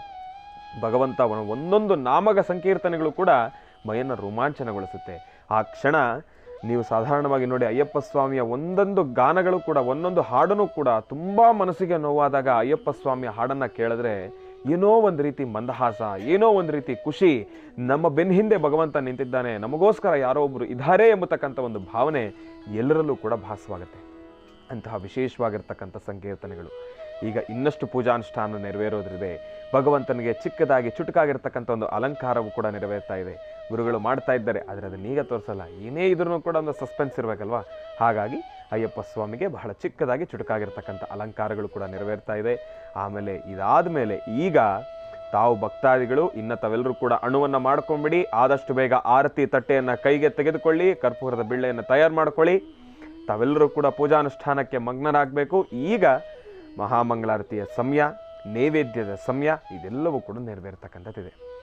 ಅದರಲ್ಲೂ ಈ ಒಂದು ಮಹರ್ಷಿವಾಣಿ ಕಾರ್ಯಕ್ರಮ, ಈ ಒಂದು ದೇಗುಲ ನಿಜಕ್ಕೂ ಅತ್ಯದ್ಭುತ ಅಂತಲೇ ಹೇಳ್ಬೋದು. ಅಯ್ಯಪ್ಪ ಸ್ವಾಮಿಯ ಈ ಒಂದು ಅಲಂಕಾರವನ್ನು ದರ್ಶನವನ್ನು ಮಾಡ್ತಕ್ಕಂಥದ್ದಾಗಲಿ, ಈ ಒಂದು ದೇಗುಲದಲ್ಲಿ ಇವತ್ತಿನ ದಿವಸ ಆಗಮಿಸಿರ್ತಕ್ಕಂಥ ನಮ್ಮ ಸ್ವಾಮಿಗಳಾಗಲಿ, ಅವರ ಆ ಒಂದು ನೋಟ ಆಗಲಿ, ಅದರಲ್ಲೂ ಒಬ್ಬೊಬ್ಬರೂ ಕೂಡ ಒಂದೊಂದು ಎಕ್ಸ್ಪೀರಿಯನ್ಸು, ಯಾಕೆಂದರೆ ಒಬ್ಬೊಂದು ಅನುಭವಗಳನ್ನು ನೆರವೇರ್ತಾ ಇದೆ. ನೋಡಿ, ತಾವೆಲ್ಲರೂ ಕೂಡ ಗಮನಿಸ್ತಾ ಇದ್ದೀರಿ, ಭಗವಂತನಿಗೆ ಅಲಂಕಾರ ನಡೀತಾ ಇದೆ, ಗುರುಗಳು ಮಾಡ್ತಾ ಇದ್ದಾರೆ. ಇದೆಲ್ಲವನ್ನು ಕೂಡ ಗಮನಿಸ್ತಕ್ಕಂಥ ರೀತಿಯೇ ಬಹಳ ವಿಶೇಷ. ಇನ್ನು ಸ್ವಾಮಿ ತಾವು ಭಗವಂತನ ನಾಮ ಸಂಕೀರ್ತನೆಯನ್ನು ಹಾಡ್ಬೋದು. ಶರಣಮಯ್ಯಪ್ಪ, ಶರಣಮಯ್ಯಪ್ಪ, ಶರಣಮಯ್ಯಪ್ಪ. ಶಬರಿಮಲೆಗೆ ಹೋಗೋಣ, ಅದು ಸಾಟಿ ಇಲ್ಲದ ಕ್ಷೇತ್ರ. ಶಬರಿಮಲೆಗೆ ಹೋಗೋಣ, ಅದು ಸಾಟಿ ಇಲ್ಲದ ಕ್ಷೇತ್ರ. ಶಬರಿಮಲೆಗೆ ಹೋಗೋಣ, ಅದು ಸಾಟಿ ಇಲ್ಲದ ಕ್ಷೇತ್ರ. ಶಬರಿಮಲೆಗೆ ಹೋಗೋಣ, ಅದು ಸಾಟಿ ಇಲ್ಲದ ಕ್ಷೇತ್ರ. ಸ್ವಾಮಿಯೇ ಅಯ್ಯಪ್ಪ, ಅಯ್ಯಪ್ಪ ಸ್ವಾಮಿಯೇ, ಅಯ್ಯಪ್ಪ ಅಯ್ಯಪ್ಪ ಸ್ವಾಮಿಯೇ, ಸ್ವಾಮಿಯೇ ಅಯ್ಯಪ್ಪ, ಅಯ್ಯಪ್ಪ ಸ್ವಾಮಿಯೇ, ಅಯ್ಯಪ್ಪ ಅಯ್ಯಪ್ಪ ಸ್ವಾಮಿಯೇ. ಜಾತಿ ಭೇದವ ಮರೆಯೋಣ, ಮಂಡಲ ವ್ರತವನ್ನು ಮಾಡೋಣ. ಜಾತಿಭೇದ ಮರೆಯೋಣ, ಮಂಡಲ ವ್ರತವನ್ನು ಮಾಡೋಣ. ಜಾತಿ ಭೇದವ ಮರೆಯೋಣ, ಮಂಡಲ ವ್ರತವನ್ನು ಮಾಡೋಣ. ಜಾತಿಭೇದ ಮರೆಯೋಣ, ಮಂಡಲ ವ್ರತವನ್ನು ಮಾಡೋಣ. ಸ್ವಾಮಿಯೇ ಅಯ್ಯಪ್ಪ, ಅಯ್ಯಪ್ಪ ಸ್ವಾಮಿಯೇ, ಅಯ್ಯಪ್ಪ ಅಯ್ಯಪ್ಪ ಸ್ವಾಮಿಯೇ, ಸ್ವಾಮಿಯೇ ಅಯ್ಯಪ್ಪ, ಅಯ್ಯಪ್ಪ ಸ್ವಾಮಿಯೇ. ಅಯ್ಯಪ್ಪ ಅಯ್ಯಪ್ಪ ಸ್ವಾಮಿಯೇ. ಪಂಪಾ ನದಿಯಲ್ಲಿ ಮೀಯೋಣ, ಪಾಪಗಳೆಲ್ಲವ ಕಳೆಯೋಣ.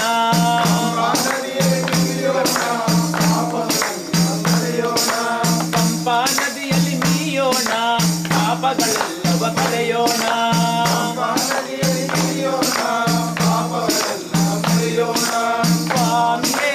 ಅಯ್ಯಪ್ಪ, ಅಯ್ಯಪ್ಪ ಸ್ವಾಮಿಯೇ, ಅಯ್ಯಪ್ಪ ಅಯ್ಯಪ್ಪ ಸ್ವಾಮಿಯೇ, ಸ್ವಾಮಿಯೇ ಅಯ್ಯಪ್ಪ, ಅಯ್ಯಪ್ಪ ಸ್ವಾಮಿಯೇ.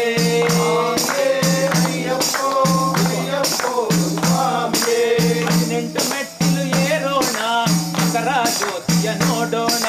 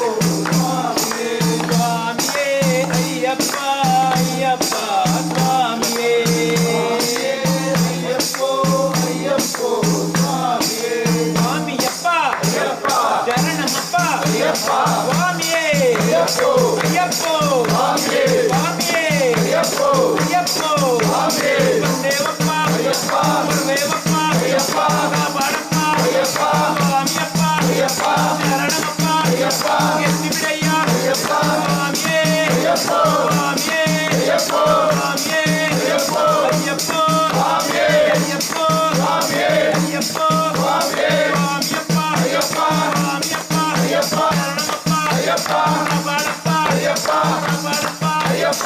ದೇವಪ್ಪ ಬರುವೇವಪ್ಪ ಸ್ವಾಮಿ ಚಿನ್ನಗ ತೋಂ ತೋಂ ಅಯ್ಯಪ್ಪ ಚಿನ್ನಗ ತೋಂ ತೋಂ ಸ್ವಾಮಿ ಚಿನ್ನಗ ತೋಂ ತೋಂ ಸ್ವಾಮಿ ಚಿನ್ನಗ ತೋಂ ತೋಂ ಅಯ್ಯಪ್ಪ ಚಿನ್ನಗ ತೋಂ ತೋಂ ಸ್ವಾಮಿ ಚಿನ್ನಗ ತೋಂ ತೋಂ ಸ್ವಾಮಿಯೇ ಅಯ್ಯಪ್ಪೋ ಸ್ವಾಮಿಯೇ ಅಯ್ಯಪ್ಪೋ ಸ್ವಾಮಿಯೇ ಅಯ್ಯಪ್ಪೋ ಸ್ವಾಮಿಯಪ್ಪ ಅಯ್ಯಪ್ಪ ಸ್ವಾಮಿಯಪ್ಪ ಶರಣಮಪ್ಪ ಶರಣಮಪ್ಪ